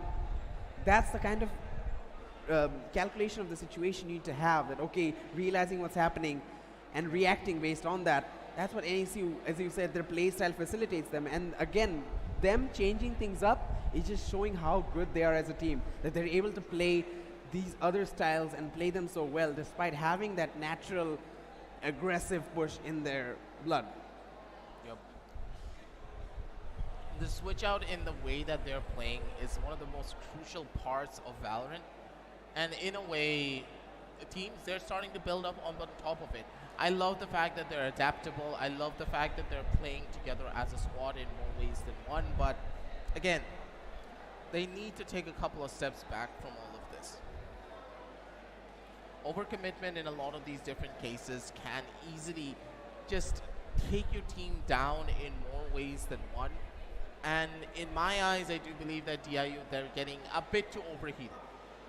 They're overheating in a lot of these different situations. Their post-man positioning has not been as pristine as we have seen them in previous matches. But I digress. I think they're going to take a little bit more time to get into that flow state. And as soon as they are in that flow, not really a lot of teams can stop them that easily. But seems as though NSU, they're here to win it. The entire thing is still in their favor. Looking at the map pool, still favoring NSU heavily. But looking at the scoreline, looking at the 8 and 10, the entire picture that is forming in our minds as casters, as analysts, it's a lot more different. We do see a couple of more technical difficulties in the background, so as soon as that gets sorted out, we'll be heading on down back towards the game. But I don't know, man. This LAN just exceeded our expectations in more ways than one. We expected NSU to go out yesterday, but one of the most incredible comebacks that we have seen, not just in this tournament, but in the plethora of the other tournaments that we have casted as well, where professional teams that have been playing together for years upon end have not been able to do. It was done by a team formed within a couple of days. Same for DIU, a team that we had no idea would be this powerful, this strong. Yes, of course, they had Sami, but one player alone cannot carry the entire squad. But every single one of their members, they're showcasing their worth. They're showcasing exactly how incredible they are as individual performers. And everyone is playing so well. You have a team full of firepower, where NSU, they're the ones who are rising up to the challenge. And on the other end of the spectrum, you have a team with pristine coordination. So who's going to be the one to take it? We don't really know. Not just yet. Well, we are going to find out very soon. I mean, the game slowly is getting to a position where both sides are figuring out the strategies. They're coming up with a game plan and they're realizing what they need to do. Again, we talked about this before the game. NSU, they've done their homework. They know what the basic strats or the default strats of inside of DIU in the map of Bind is. We've seen them play this against Brack yesterday. They might have played this during the tournament itself, during the qualifiers. they have enough knowledge and they have enough game sense to have counter strats ready. They've definitely done their homework yesterday night, and they definitely prepared setups that will directly affect the attack or defense of the team. That there is there. Again, we have the side of a DIU playing. We're really What? Dude, calm down. He's at it again. If you guys don't know who Elias is, this is what he does for a living. Every day, every moment of his life, he just keeps on clicking on the button. Retiring. And He's gonna still got it. retire. He still got it. He's gonna have it for a very It's like long time. fine-aged wine.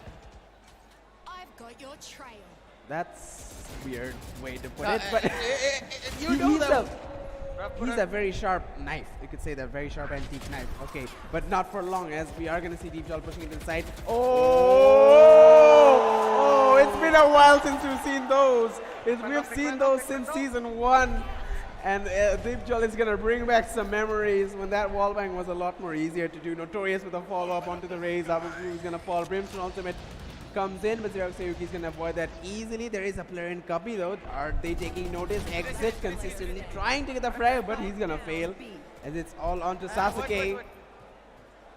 Does he have the ninja abilities enough to win this round? He's going to have to hit a ninja diffuse. If not, as the time is ticking away, rotation is going to come in for the side of DIU. They're going to go to the opposite side of A, and they're going to go for a safe plan there. They have ultimates to play off as well. Hunter's Fury should be the safest bet. They have a Viper Spit. I don't think it's completely necessary to even use that right now. It's a 1v3. And Zero Suzuki is just all the way in the opposite side. And he's taking his time. I think he's going to save the operator. They've got a few rounds in the bag. They've got a few rounds until DIU still have to catch up. So just keep the weapon, keep the most expensive thing in your arsenal, and just play on for the next one. But again, good stuff from the side of DIU. We see the entry coming in from the Deep Jol, and that second wallbang frag was so impactful. They need to find moments like this where you facilitate your players enough, you give them enough information. Because since you don't have a really an agent composition that big that gives you all that information, right? You have to find other avenues of getting those info. The Sky is that primary info giver right now, and Deep Jol, not only is he giving that info, he went in for a fight, he went in for the entry, and he cleared up the whole site. Those are the kind of plays that the side of DIU need right now to make this a 10 and 10, and then head on forward to the map point. Honestly, the best thing about all of this was that Sasuke was able to save that operator. Giving it back in the hands of Elias, I do believe, but no. It's going to be a double operator setup. Does he have a tour defense? Yeah, he has to do the force in hand. A double op, one in the hands of Abu, while Elias has the secondary. The man is just causing damage. But again, this is going to be an A-side hit, and both of the operators are playing on A. Guaranteed first picks if they're able to do this down proper. Elias still has the headhunter in hand. The timing is everything. He's probably going to get caught, though. Oh! He doesn't see that coming. Oh, yeah. He's not going to expect that, but not against Hermione, baby. The guy's just fast. He's clean with it. Big nade. And now he's going to get even more. Abu, he knows he needs to run on away. He can't really stay there for long. He's going to get caught out for it, but this one kill that he's trying to peek out for, just not going to happen. Not against Zombie. He gets a secondary. He's possibly looking for a third as well. Pretty much guaranteed that him. And that's a cleanup. What a round. DIU, they get a flawless for themselves. Message. Yep. That is sending a message to the side of NSU. They are not done yet. And not just that, the slap to the face of the operators, man. Hermione just single-handedly, he's an anti-operator. He just takes down everybody who's got that gun. Good, he has an op in his hand in the form of a Vandal. He doesn't need an op. Headshot with a Vandal is essentially an operator. It's just a much more difficult to use operator. You don't have the ADS, you don't have the same accuracy, and you got to deal with a thing called recoil. But regardless, 10 and 9. At the end of the first half, this was not looking very much possible for the side of DIU. It was there, the possibility was there, but it was very unlikely considering the agent composition and how the defensive rounds play out for the side of, the attacking rounds play out for the side of DIU. As we can see, Hermione pushing it to the side. He's got info with the Sova, he's got info with the Sky as well. Thoughts the recon, and the wall bang is gonna come in. Ace of G is not alive in this matchup anymore, in this round anymore. Elias, the only player inside, he's got a Judge to play with. He doesn't have access to his TP, so he's gonna have to go in as a glass cannon. He pushes in and he takes on a couple of players. That's his job. As Hunter Spear is gonna come out, will connect onto Protein Shake, but only one shot. Oh, he's spotted out. Elias is spotted out in that elbow area, and the run out. Deep Jolly is just like, no, I'm out of this. I'm out this. As the retake comes in, Exit just find one onto Protein Shake. 44 scenario, a lot of ultimates available for DIU. Wait, Sasuke? He's taking down Hermione. Sasuke with another one. Rim's ultimate used by Suzuki. Running and jumping. Elias all onto Notorious. He's got the post no, they ready. get defused. He's patient. He uses both. Wall bang. You can use the wall bang. He gets one, but the second one comes in. He How gets much one time? Does he have time? Well, Oh, he has time is there. Time is there. He has time. A second and 0.8, man. Dude. If he hit both of those mollies. If his mollies had a little bit longer on the interval, if he instead of taking the fight, it was a wall bangable angle, I believe. He went for the spam. That could have been the better option, but it was just such an intense scenario. I don't really blame him. It's hard the to molly keep was track off. of. The molly was not properly on the spike. They could have just sidestepped the molly and they could have easily just stood there and defused the spike. He had no choice. He had to take that engagement. Otherwise, things would not have worked out in the favor of his team. The poor guy. You can see it in his face. The snake bites. Could have easily won him the round, but one small misplay, one small misstep is all that NSU are looking to find.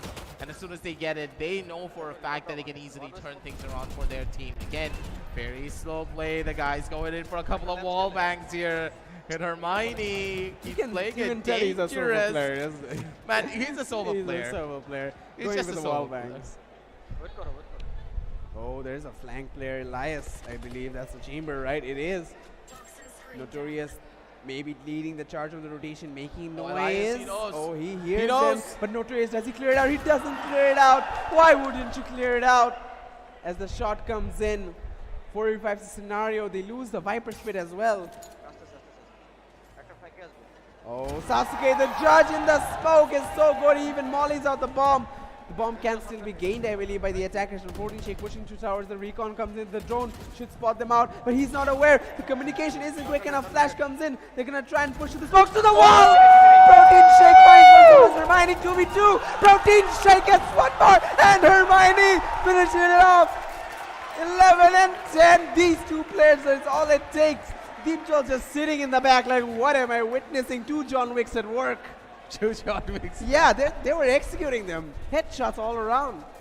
Now that was perfect, man. Sami, he's just a completely different beast. Through the smokes, crosshair placement, absolutely clean. Patches out so many of these players.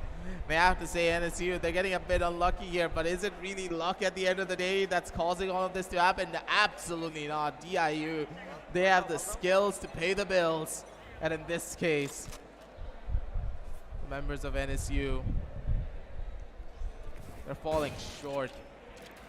They need to try and find something drastic here to give them that opportunity that they want. And then Joel catches out the first. Sasuke, Oh no, he's that gonna be is caught. And Ace off, stuck in a corner. He's just dead. They know he's there. There's absolutely nothing that he can do. And DIU, they're gonna live through everything.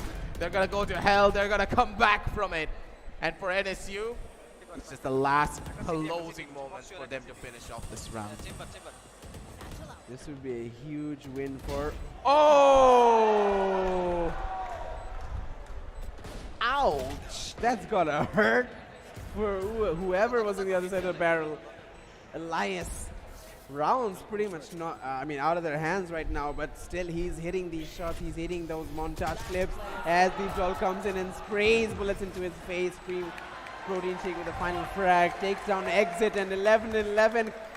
Mission accomplished for DIU. They've got the comeback, they've done the scoreline equalization, but now they need to get ahead of it as the Byron comes in for the side of NSU. And NSU, as we can see the pauses coming in, both teams realize how important these next few rounds are as the first map. Whoever's winning the first map will have that confidence with them going into the second one. They're going to have that sigh of relief. Okay, we got the first one. It's okay if we don't get the second. We can play for the third. That's all good. They've got everything going in their favor. But for the team that loses, they know how impactful that is, how much of a mental toll it takes. Unless you're experienced, unless you have the ability to deal with that, that's going to carry through the second one. We saw that in the match for NSU played IUT. IUT, they weren't able to come back after losing that tremendous lead. The third map, they were nowhere near the same performance they showed on the first one. That is something that the side of DIU have to realize, and I hope both sides realize. Otherwise, it pause when we hear. They both know how important this is, so they're going to have a talk. They're going to calm themselves down, come up with the strats, and then go for the play, as they're going to be approaching possible match point after this specific round. Yeah, there's a good chance for it, but again, looking on back to the main primary flaws that we witnessed coming in from NSU, why are they losing so many of the engagements? Again, they're giving away the space, and we have talked about this constantly over and over again. So my mic just flew up towards the sky for no reason. Hello? Is that a raised nade or something? That's a mic, dude. That's Yeah, not that's the a same thing. raised satchel. Something that mic can just fly up in towards the sky, but hey, it's completely okay. Nothing to really worry about. Jumping on back towards the game, though. Let's just try and work out what exactly is happening for the other end of this. Just talk about the small factors.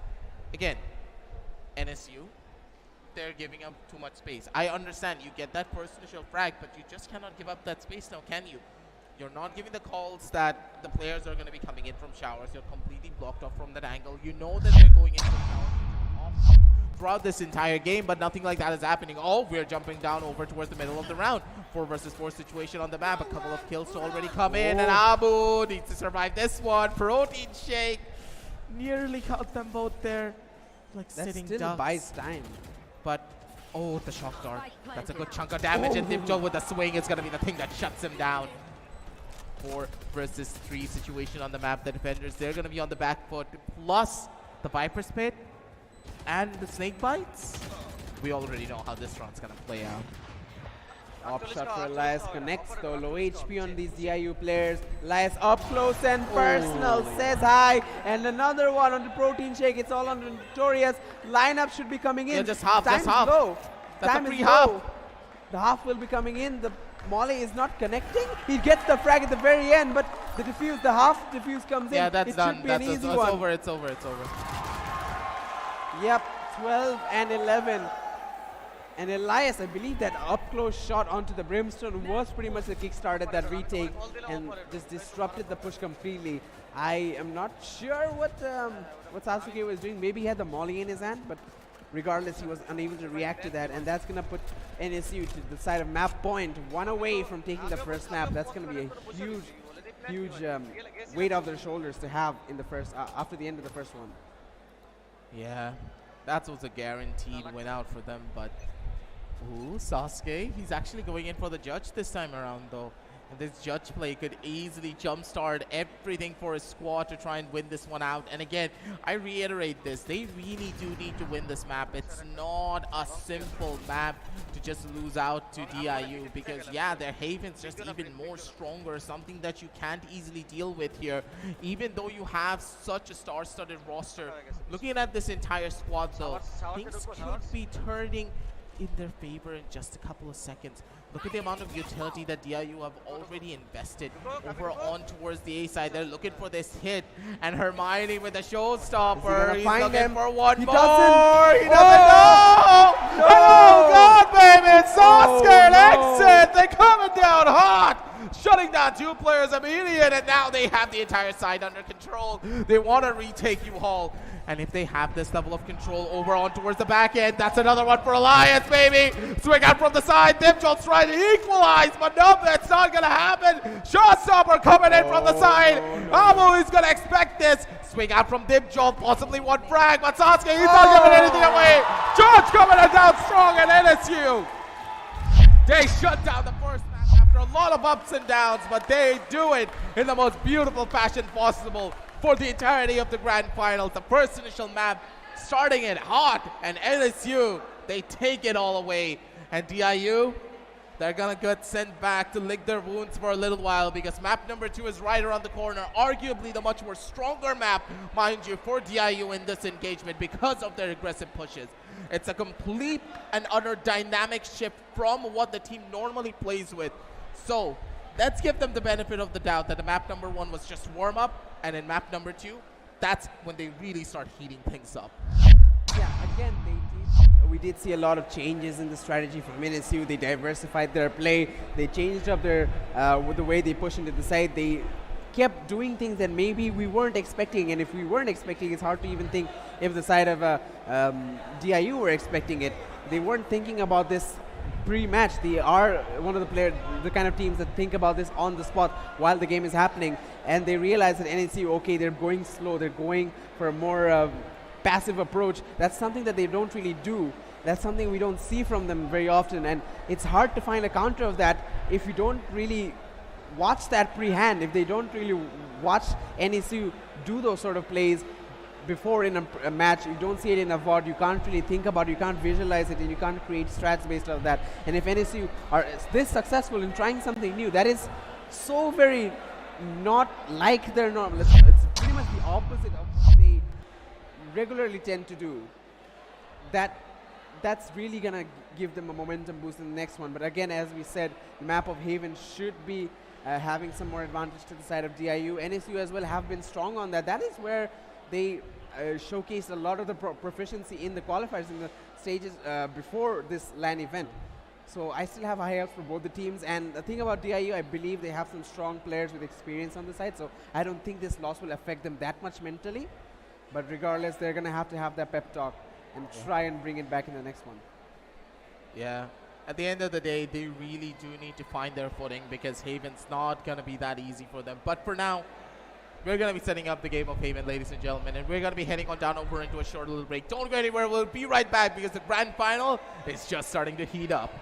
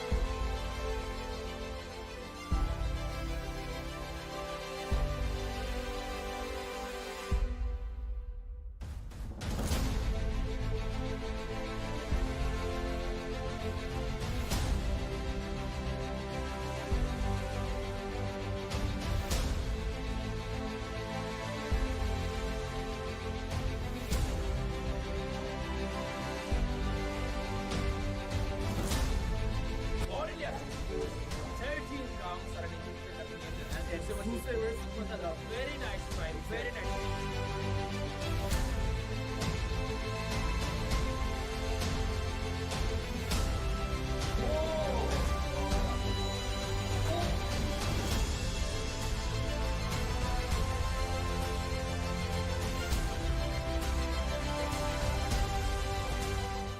ব্যস্ত সময় আর যানজট পেরিয়ে পছন্দমতো gadget কেনাটা এখন রীতিমতো একটা যুদ্ধের শামিল।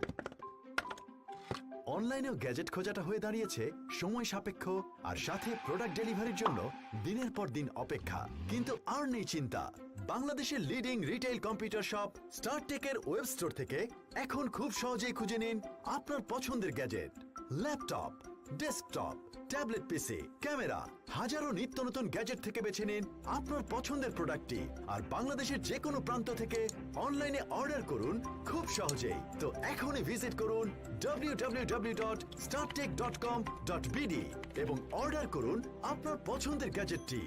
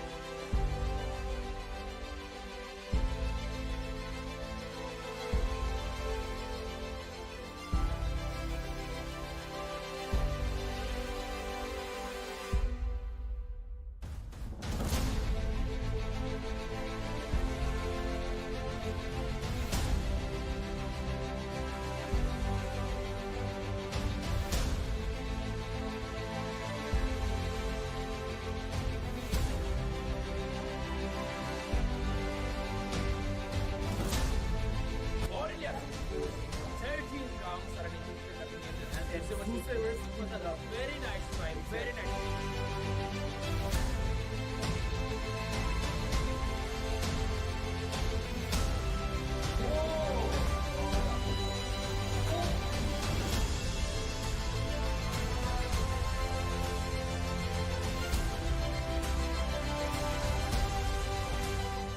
ব্যস্ত সময় আর যানজট পেরিয়ে পছন্দমতো গ্যাজেট কেনাটা এখন রীতিমতো একটা যুদ্ধের সামিল। অনলাইনেও গ্যাজেট খোঁজাটা হয়ে দাঁড়িয়েছে সময় সাপেক্ষ আর সাথে প্রোডাক্ট ডেলিভারির জন্য দিনের পর দিন অপেক্ষা। কিন্তু আর নেই চিন্তা, বাংলাদেশের লিডিং রিটেইল কম্পিউটার শপ স্টারটেকের ওয়েব স্টোর থেকে এখন খুব সহজেই খুঁজে নিন আপনার পছন্দের gadget. Laptop, desktop, tablet PC, camera, হাজারো নিত্য নতুন গ্যাজেট থেকে বেছে নিন আপনার পছন্দের প্রোডাক্টটি আর বাংলাদেশের যে কোনো প্রান্ত থেকে অনলাইনে অর্ডার করুন খুব সহজেই। তো এখনই ভিজিট করুন www.starttech.com.bd এবং অর্ডার করুন আপনার পছন্দের গ্যাজেটটি।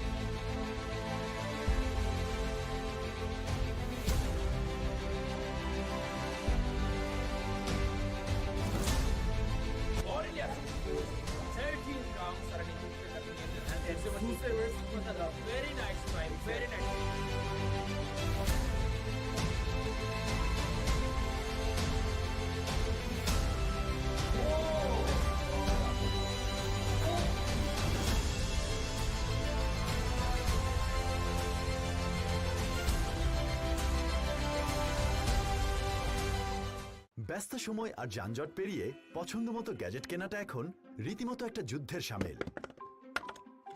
অনলাইনেও গ্যাজেট খোঁজাটা হয়ে দাঁড়িয়েছে সময় সাপেক্ষ আর সাথে প্রোডাক্ট ডেলিভারির জন্য দিনের পর দিন অপেক্ষা। কিন্তু আর নেই চিন্তা, বাংলাদেশের লিডিং রিটেইল কম্পিউটার শপ স্টারটেকের ওয়েব স্টোর থেকে এখন খুব সহজেই খুঁজে নিন আপনার পছন্দের gadget. Laptop, desktop, tablet PC, camera, হাজারো নিত্য নতুন গ্যাজেট থেকে বেছে নিন আপনার পছন্দের প্রোডাক্টটি আর বাংলাদেশের যে কোনো প্রান্ত থেকে অনলাইনে অর্ডার করুন খুব সহজেই। তো এখনই ভিজিট করুন www.startech.com.bd এবং অর্ডার করুন আপনার পছন্দের গ্যাজেটটি।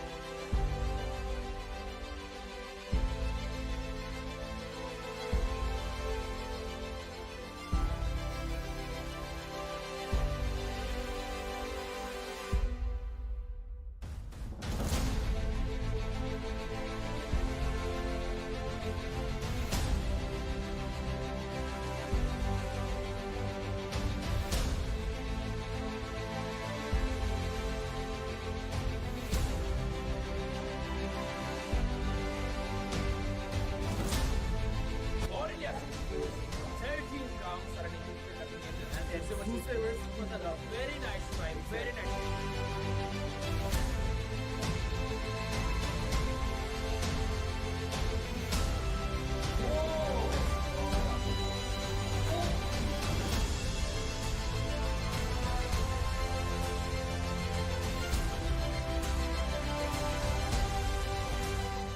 ব্যস্ত সময় আর যানজট পেরিয়ে পছন্দমতো গ্যাজেট কেনাটা এখন রীতিমতো একটা যুদ্ধের সামিল। অনলাইনেও গ্যাজেট খোঁজাটা হয়ে দাঁড়িয়েছে সময় সাপেক্ষ আর সাথে প্রোডাক্ট ডেলিভারির জন্য দিনের পর দিন অপেক্ষা। কিন্তু আর নেই চিন্তা, বাংলাদেশের লিডিং রিটেইল কম্পিউটার শপ স্টারটেকের ওয়েব স্টোর থেকে এখন খুব সহজেই খুঁজে নিন আপনার পছন্দের gadget. Laptop, desktop, tablet PC, camera, হাজারো নিত্য নতুন গ্যাজেট থেকে বেছে নিন আপনার পছন্দের প্রোডাক্টটি আর বাংলাদেশের যে কোনো প্রান্ত থেকে অনলাইনে অর্ডার করুন খুব সহজেই। তো এখনই ভিজিট করুন www.startech.com.bd এবং অর্ডার করুন আপনার পছন্দের গ্যাজেটটি।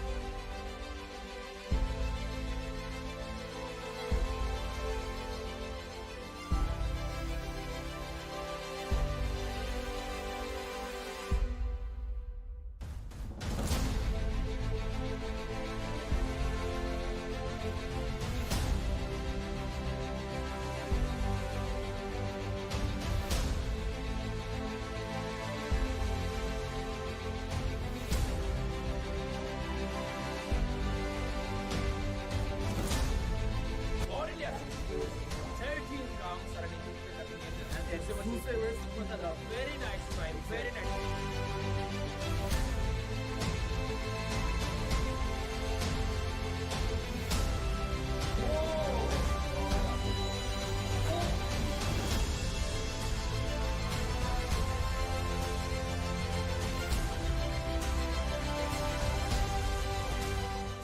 ব্যস্ত সময় আর যানজট পেরিয়ে পছন্দমতো গ্যাজেট কেনাটা এখন রীতিমতো একটা যুদ্ধের সামিল। অনলাইনেও গ্যাজেট খোঁজাটা হয়ে দাঁড়িয়েছে সময় সাপেক্ষ আর সাথে প্রোডাক্ট ডেলিভারির জন্য দিনের পর দিন অপেক্ষা।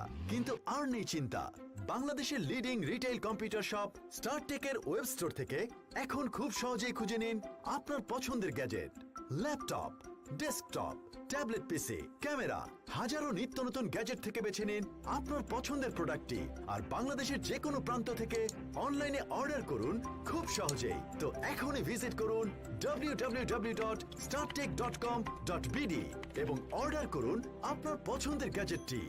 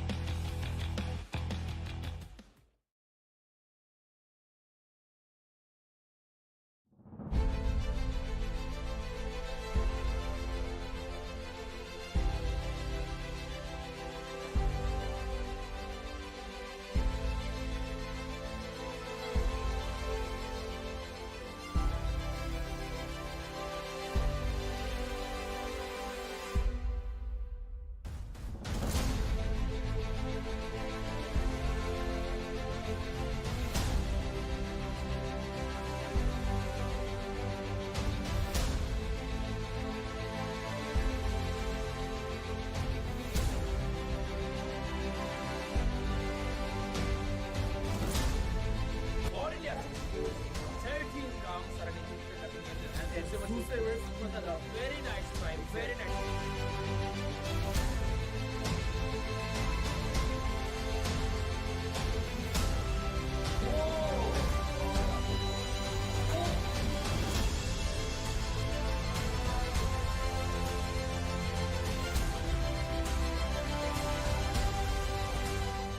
ব্যস্ত সময় আর যানজট পেরিয়ে পছন্দমতো গ্যাজেট কেনাটা এখন রীতিমতো একটা যুদ্ধের সামিল।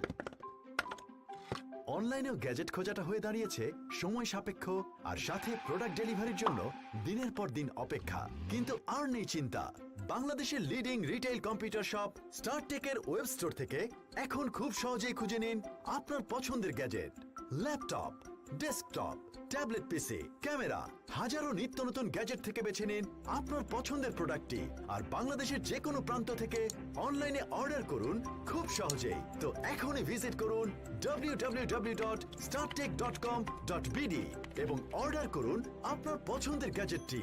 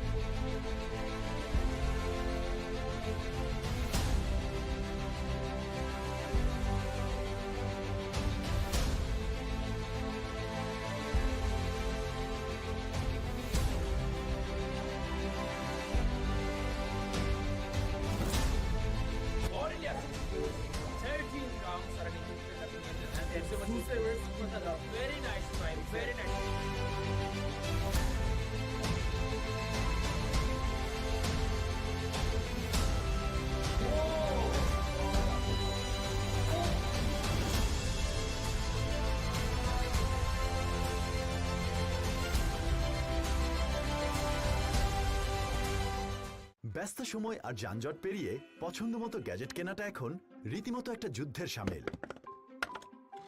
অনলাইনেও গ্যাজেট খোঁজাটা হয়ে দাঁড়িয়েছে সময় সাপেক্ষ আর সাথে প্রোডাক্ট ডেলিভারির জন্য দিনের পর দিন অপেক্ষা। কিন্তু আর নেই চিন্তা, বাংলাদেশের লিডিং রিটেইল কম্পিউটার শপ স্টারটেকের ওয়েব স্টোর থেকে এখন খুব সহজেই খুঁজে নিন আপনার পছন্দের গ্যাজেট।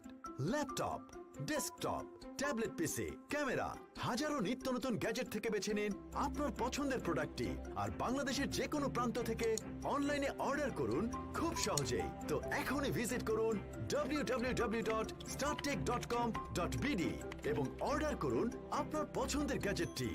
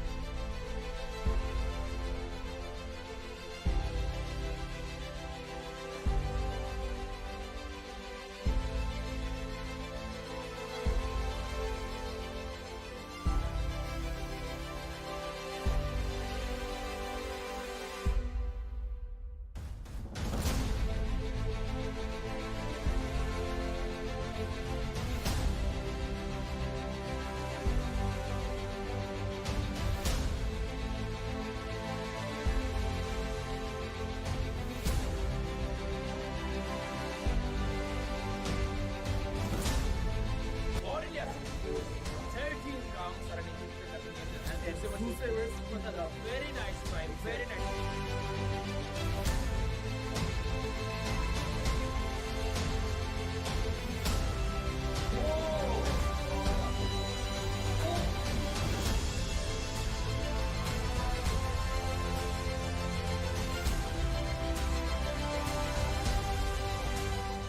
ব্যস্ত সময় আর যানজট পেরিয়ে পছন্দমতো গ্যাজেট কেনাটা এখন রীতিমতো একটা যুদ্ধের সামিল।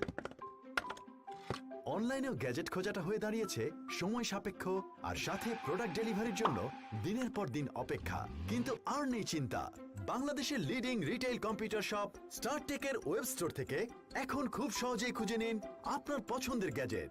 Laptop, desktop, tablet PC, camera, হাজারো নিত্য নতুন গ্যাজেট থেকে বেছে নিন আপনার পছন্দের প্রোডাক্টটি আর বাংলাদেশের যে কোনো প্রান্ত থেকে অনলাইনে অর্ডার করুন খুব সহজেই। তো এখনই ভিজিট করুন www.startech.com.bd এবং অর্ডার করুন আপনার পছন্দের গ্যাজেটটি।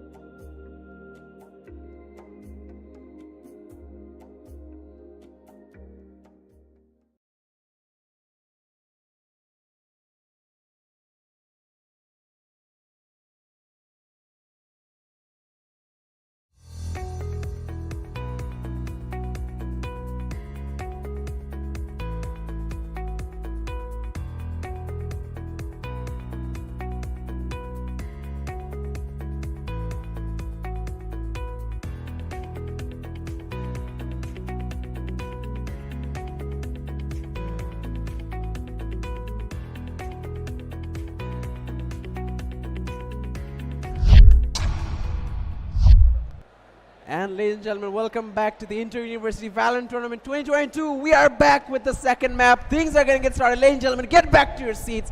The grand finals will be on shortly as we're going to be approaching the second map of the series. And it's going to be Haven, and something that we're really looking forward to, because we sort of know what to expect, but again, we don't know what to expect. We've seen proficiency from the side of DIU in this map. Hermione has created an extremely well agent composition there, and the way he leads that team, the way they get those early frags and just completely destroy any team's confidence on playing around. If you lose your primary entry, if you lose your primary smoker, or someone who's extremely important in key to your team's rotation or team's entry into a site, or your team's defense, or team's retake into a site, or someone who has an ultimate, something that sets a tone in the team, and that affects the entire team's their communication, everything. That small mental play is done really well by the side of DIU, but again, the things that we have seen from the side of NSU in the first map, the way they can change and adapt and play various styles and still maintain that fragging edge, I am very unsure of who's going to be coming out on top on this one. Looking at the compositions as well, both of these teams, they're going to be playing compositions that just doesn't really feel to be as overly aggressive, but also they have a defensive playstyle to play around with. We're looking at two sides of the spectrum that can easily turn things around in their favor if the normal cards are played properly. Again, I have to reiterate the main problems that I see whenever I see an Omen. The Omen just screams aggression. You can be a lot more aggressive when it comes down to the usage of the paranoia. The way that you can play around with the smokes is also very aggressive. Plus, he's a really strong anchor. People forget this. Omen is one of the best solo anchors in the entire game if you are very creative in the way that you can use your smokes. One of the most revolutionary plays, honestly, is the person who created a smoke on towards the main side of C. That's your opponents are normally hitting the C side in the most aggressive way possible. How do you react to that? You don't smoke C long, you smoke on site. And you block off the players who are going to be playing bench and also on the outskirts of the right-hand side of the site. That is just so beautiful to watch. And again, we see a heavy site take towards the A pipeline. And now they're going to be going in for this hit. But look at the 3-stack over towards A. They're going to hold! And Abu, good for the first initial roundup. They're just going to get overrun, though.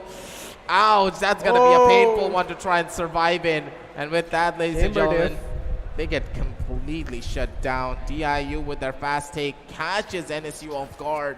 And this first initial roundup kill just completely costed them the entire round, it seemed. In the pistol round, guaranteed to go in the favor of DIU. But how many picks are NSU going to find in this roundup? Well, with only 2 players remaining, there's not really much they can do. ASUBG just jumps down, takes some falls. Wait a minute! What just happened? Wait a minute! Whoa. Wait a minute!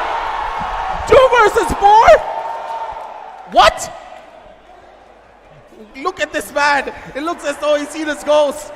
Do you remember, what was I saying? I was saying pretty much done and dusted. Yeah, round's over. It looks like it's round's over. But it's got dumped by his girl. And I'm like, what? What happened there? Sasuke just went rogue. Sasuke got 2 frags. No pun intended. And yeah, he just activated the Chidori. He just went absolute berserk and somehow got the 2 frags, and that's gonna change the entire game. The side of DIU, they were expecting they were already on their buy menus, worried by the Spectres. Now they're stuck with classics. Instead, the Spectres in the hands of NSU, who are gonna have the better money, they're gonna have the better weapons, as they won the pistols. Somehow, in some way. We're going to see a Marshall available as well for Elias. Hermione's going to send the recon flying. Shots are missing, not connecting. But Elias finally manages to recover and gets a shot. That's in a second one of that on the deep jaw. A third coming in from Sasuke. Trades there, but Protein Shake not long. Is he going to stay alive? Is Notorious. Falls at the hands of Elias. 2-0 is the score line. And again, remember, this is the second map. First map went in favor of NSU. Despite a decent attempt from DIU to try and stop that super aggressive entry into the side of Bind, into the map of Bind, NSU were just potent enough to keep that map in their favor. So this is do or die for DIU. If they don't manage to take this map, it's over. Our champions are going to be NSU, since it is the best of 3. So yeah, no pressure, but again, with this Byron coming in, this should be their objective of trying to lose less weapons as possible, give away as a low amount of lives as possible, not losing too many players, and keeping these guns in their hands. Again, this is a 5v5 retake situation the coming flank. in. Both of the teams, they have a lot of util they need to worry about. That's a drop of a gun though. That's the only Vandal on the team. The Vandal was in the hands of Elias, but here comes the Spectres running across from the sidelines. Protein Shake's gonna be able to shut down one. Breach utility traded from either side, but Azov G, he still has the flashes, and it's gonna be Sunglass after Sunglass. Util after util. What am I looking at? Good God, ladies and gentlemen, Don't knife the him. utility escape! Make it stop, aggressive, make it stop. It's all on to Abu as he's going to pick up a Vandal 7 bullets in that better reload. He will. One updraft is the only thing available to him. Realizes the Chamber's alive. He's going to take care of the TP. That's actually going to be huge. Now, Tori's going to TP back there, but a nice swing from his end. Takes revenge for destroying his teleporter. Nice headshot. And that's going to be a 2-1 scoreline. DIU, the things were a bit dicey there outside the C-Long area, but they managed to recover. And they managed to keep some guns in their hands. Still, it is more favorable towards NSU, isn't it? They're going to have all rifles, an operator on Elias, who is a glass cannon, no armor on him. But we have seen him hit these shots despite not having armor. And I think he clutched a 4K with an operator while not having it. Yes, I don't know. Dim memories. They're trying to get the control back again, though. DIU, they did a really good job, but at the end of the day, did they really win out on the round and the complete end? Not exactly. Again, we see a heavy pressure towards the mid side. The members of NSU, they have a pretty good read in the positions of DIU and the way that they're trying to work their way around the map, and that is something proper.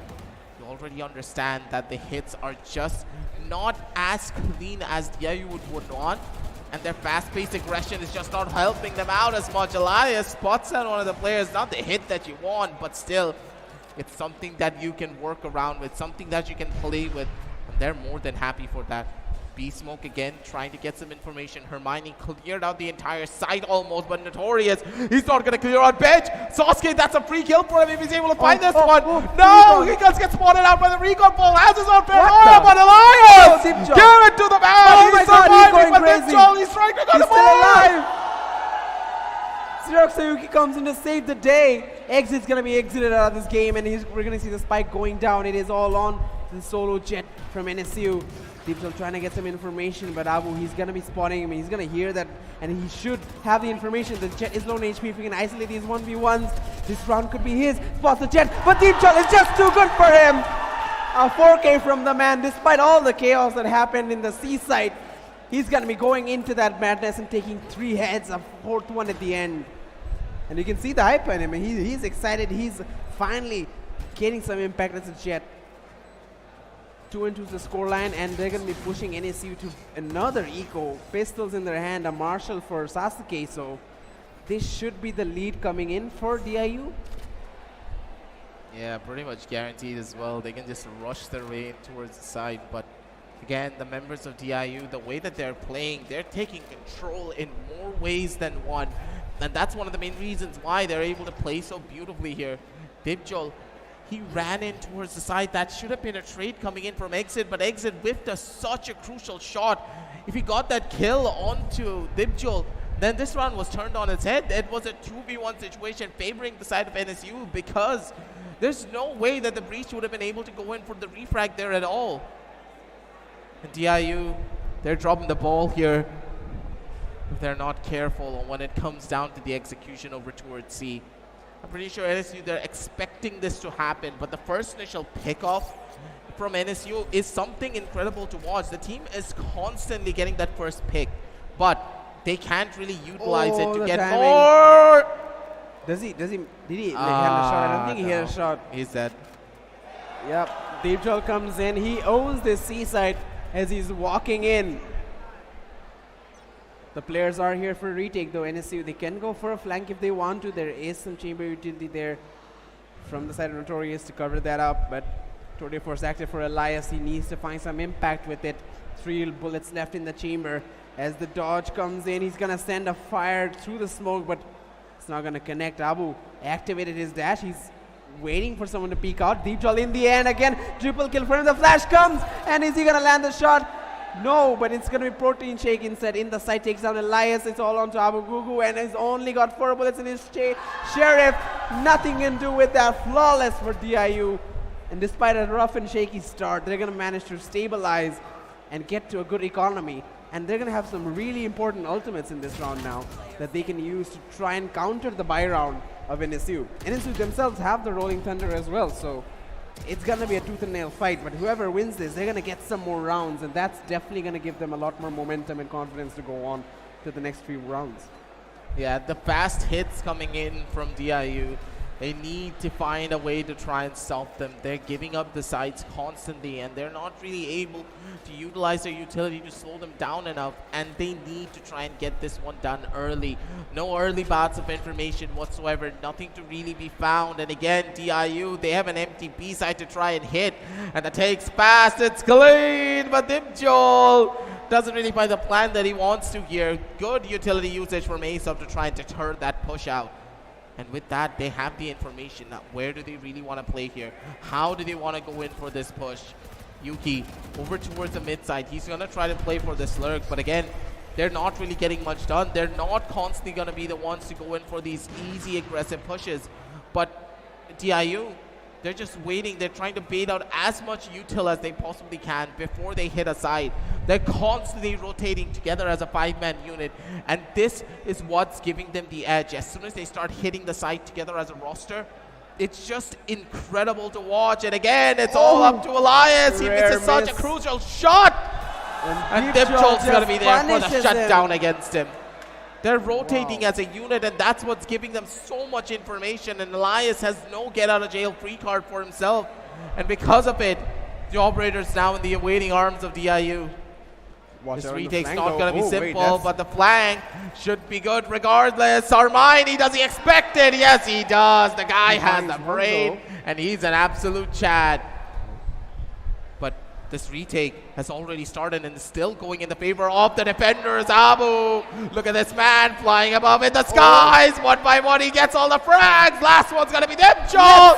Dimjol with the double kill. Let's goddamn go. Because NSU, they're now down 2 rounds. And DIU, they're back on the driver's seat, baby. Man, that's got to feel good for Dimjol. He's been trying to find some impact since the first map. He didn't really get that with the Sky and the map of Bind, but now with the Jet, getting these early frags in such a high quantity is really going to set the momentum up for not just for him, for the rest of the team as well. They're going to be feeling more tempted to support him. They're going to send those recons for him, flashes for him. They're going to do whatever they can to facilitate his job, which is doing the entry. And not just that, he's getting frags as well. Usually, I let it go to the entry. Just, okay, Jet, just dash in. You don't have to get the fight. You don't have to get the kills, right? We'll trade you. But he's getting the frags as well. But he will be taken out in this round. Xerox he's trying to get the trade. The flash is a little bit too fast, as he will be falling to the Spectre. Protein Shake gets one more. But look at Hermione. He's trying to get the trade. The blind comes in really well done from Aesop. Take him down. He's still got the Spectre. They need to rotate. 3v2. Make it a 2v2 as Hermione takes down Aesop. Elias, plethora of guns on his feet. The bomb is right in front of him. Notorious. He's not looking the right angle. None of them are looking at the right angle. Recon comes in, and Elias takes care of it. Hermione, he is tagged up a little bit. They're not looking at the... Oh, they spot each other. They know where each other is. The Omen TP's in, and Hermione gets it. 3K. Can he get the 4K to finish things off? They're dancing around each other. Another shock dart should be coming in, but Elias is going to take the first move. Dink! The dink is there, but he has just enough HP, and he has just enough reaction left in him to land the headshot with a Vandal. That's what a better weapon will do to you in the hands of a man like Hermione. And with that, a 5-2 economy will still be good enough for NSU to go for another buy, but look at these. All 5 of them have ultimates. They can just win a round using all of those. And if a 6-2 comes in, NSU, they're in deep trouble. Yep. the information play coming in from the attackers is just incredible. They are fast-hitting sides, but you have to give it to NSU that they're doing a pretty good job in trying to stop them. Ooh. So many of these matchups. Ooh, Sasuke. He's going to get taken down a couple of pegs here, but Elias, he's not giving up the top side at all. He's trying to hold this line down, but he misses a couple of shots, and he needs to dip out. Ouch, that's going to hurt, and Hermione's going to be able to take down two. That's just kill after kill, and there's no way that NSU can try and stop this one. They need map control. They need something to play around with. And Elias, maybe with this operator, he's going to be that X factor that they need. But look at what ultimates that they have on the other end. It's a Rolling Thunder. So this retake is not going to be that simple. They don't really have any utility to counter that either. A peek comes in from Hermione. That is nasty, man. You just don't do that. You have ultimate play on that. Xerox Yuki's gonna show some skills as well, and he's just gonna run up there. Exit though will punish him, and Hermione is as sharp as ever. Headshot after headshot after headshot, however far he is. 4K for him, and a 6-2. Look at the scoreline. Hermione he's a little bit late to the party, but he's joining Dibjol up there in the scoreboard. And now NSU, the economy is down bad. I think they are the ones taking the pause. Yep, they are going to take attack pause because they need to talk through this. Again, the next round is in eco. They are going to be forced to buy pistol, so that is probably a lost round as well. So they're going to have a lot more time to come up with something else in the buy round. It's going to be coming in the round after so that they can slowly pull the comeback in this matchup, because if this goes too far, 7-8, we have seen them come back from far worse, but that's like a one-time thing. Has to be. You can't keep depending on that kind of a miracle again and again. I don't know. They need to try and switch things up in a much more of a different light. The way that NSU are playing currently, they're giving away a lot of map control. I understand. Your opponents are hitting the site really quickly. Sometimes you just need to give up the site. Or if you want to hold it down for as long as you possibly can, you need to make sure that the breach is an optimum distance to help each and every site. Why aren't you playing the breach on for a retake situation on towards B? He can play B, giving up support towards A, giving up support towards C if both of the sites are being played. Plus, the breach can easily rotate back towards the A site if you really B has free access to everything, and if the B hit is coming, he can play further back towards the links, slow down the pushes from there. They're not utilizing their utility to try and slow down the attackers, and that's what's really causing so much pain to come in. That's a full-on stack over onto A though, a pretty smart plan, but I don't think it's gonna help them out as much. Again, DIU could be looking for a rotation, but they're trying to sell this fake here.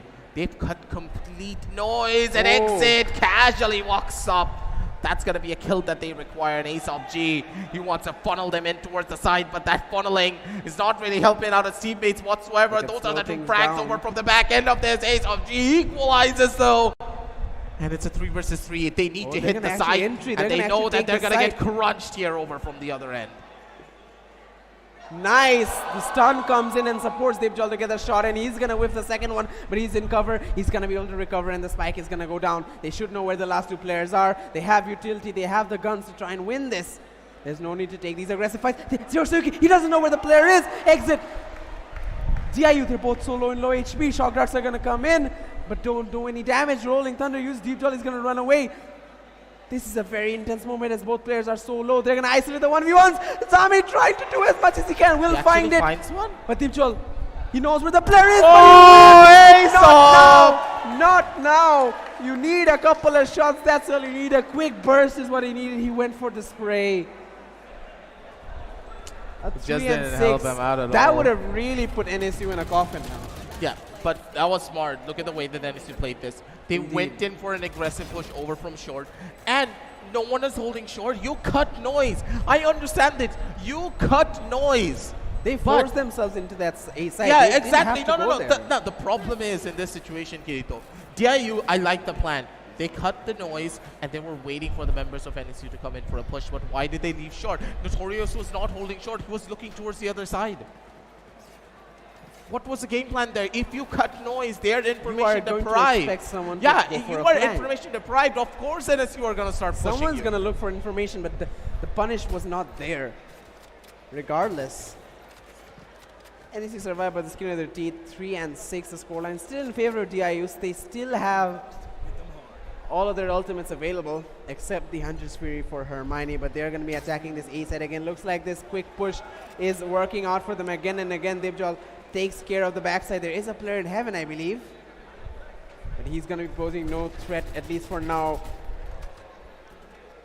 Breach utility to try and clear things out, but no, it's going to be Protein Shake taking down Aesop. 3v5 scenario, and right now there's not really any utility other than this Jet's dash that can really provide the retake, really start the retake for the defenders. As we see the retake happening, Elias just find a shot, Sasuke as well, but he gets traded out, and he's going to be running Elias to keep that operator in his hands. And I don't blame him, man. Right now, the money, they did win the last round, but the money is still scarce for NSU. They still need to get as much as money as they can, and yep, they're chasing him. It's just a game of cat and mouse right now until the clock ticks down. Yeah, it's a cat and mouse chase, but look at where all the cats Who knew are. a cat was a very rich French guy? It's Chainberg. My God, thank God I don't have a stick to beat you with, but for now, it's a 3 and 7 scoreline coming in for the members of DIU. And their fast, aggressive hits have been helping them out in so many of these rounds. That is very much polished from their end. They're fast, they're clean, and they're being very systematic in a lot of their pushes. Dipjol utilizing his breach utility to perfection. And I love this coming out from them. The team is just so quick on these executes that NSU, they have no idea of how to try and hit this one together. But look at the positioning. Dipjol. He's trying to take this fight, but the shorties, baby, coming in with the double. They make it happen, and that side take is just so beautiful each and every time. You gotta remember, you can't go in for these aggressive pushes every single time, because as soon as you do, the teams will start to utilize their own skills to try and go up against you. That's a pretty good start for them. But again, mid control still to be gained. They have lost it out, and they're trying to play it back towards the side. Information deprived from both ends, but DIU, look at how smart they're playing. They're waiting outside the seat before they go in for the hit again. Smart. But with Abu playing close, I think playing from the garage would have been a little bit better for them. But again, they're playing for a 4-on retake. That's going to be the first recon ball. That's going to be the call that the push is going to be coming in towards the C side. Does he have a gun, though, is the real question, because Abu, how well can he hold this? Oh, he's going for it. Oh, he missed all of his shots there, just saying. he just completely drew an outline of the spike planter, and the TP comes in. The ultimate runs away just in time, and he's out of the side. Post plan begins. The spike is a bit far away. They need to hit shots, but Elias is here. Guess who has a long range weapon? The French guy does, as the defuse comes in. Abu going for a peek. Hunter's Fury comes in as Notorious, takes down Abu. It's going to be a 2v2 scenario. Hunter's Fury is still active. The defuse not sticking as Aesop. He's going to push in and get both frags. Aesop, man. And the time is available. That was such a good plan from DIU, though. It's just that Aesop came in at the right time. Notorious needed to take that second frag.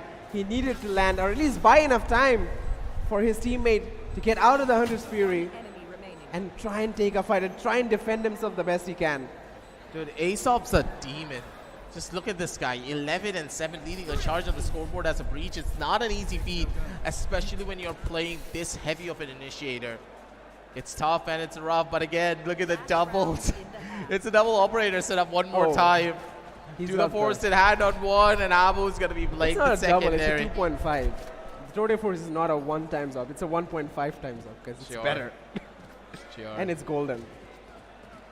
They're going to need to try and play this one out. That's going to be the recon bolt over from the top side of this. And Sasuke forces Dipjol off the corner. But again, they slow down the push for just a little bit, but not too much just yet. Oh, wait, what? He legs dodges out the flash. He actually gets a leg shot over onto one. But Sasuke, do they even know that his position's already revealed? Now He's they gonna know. Spray. And there it is. And Protein Shake, that's going to be the first kill for him. A side ripe for the picking, but they're not going for this. They're gonna rotate themselves back out, but look at the discipline coming in from the members of NSU. They still have a player posted up on C, and they're not giving this side up anytime soon. They're expecting the rotate to come in, but again, DIU, they're playing the mind games. They're waiting outside of A. They are, but again, they've been doing this quite a while, and I feel like NSU should realize that this could be the same thing. And it has happened on the A side again and again and again. The C side, it happened once in the last one, but they were taking care of that. I feel like the A side has been more successful with this strategy. So we are going to see, obviously, players are going to remain in the side. That's going to be good utility to actually take that operator down. That's I don't know if that's a teammate stun or not, but Daffodil will be caught in that. The smokes are going to be coming in, and the plant is there. A full onside execution, really well done for the side of DIU to get in there. But now they're going to hold on to this.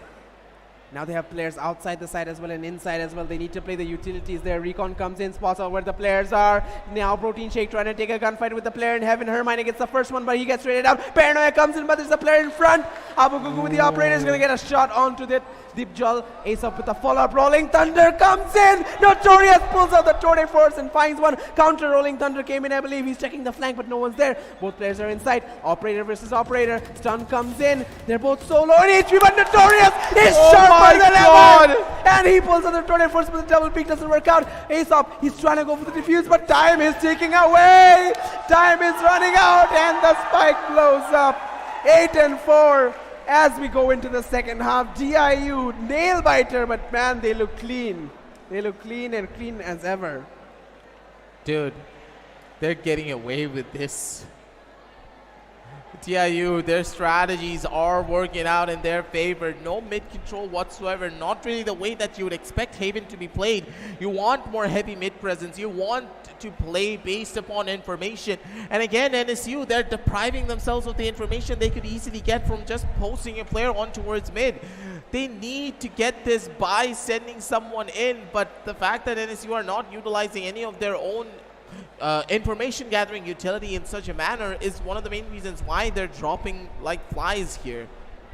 Again, NSU though, they're on the attacking side. They're much more favorable side in a lot of these roundups that they have played from before. So let's see how this one pans out for them. A very fast take over towards the C side. Daffodil's gonna wait for the shot and straight through the smoke. Abu, he's gonna be the unfortunate player who gets shot down for one. Daffodil with the secondary. They're not even clearing the man out, and he's still surviving. What is happening? With it. What is happening? An exit.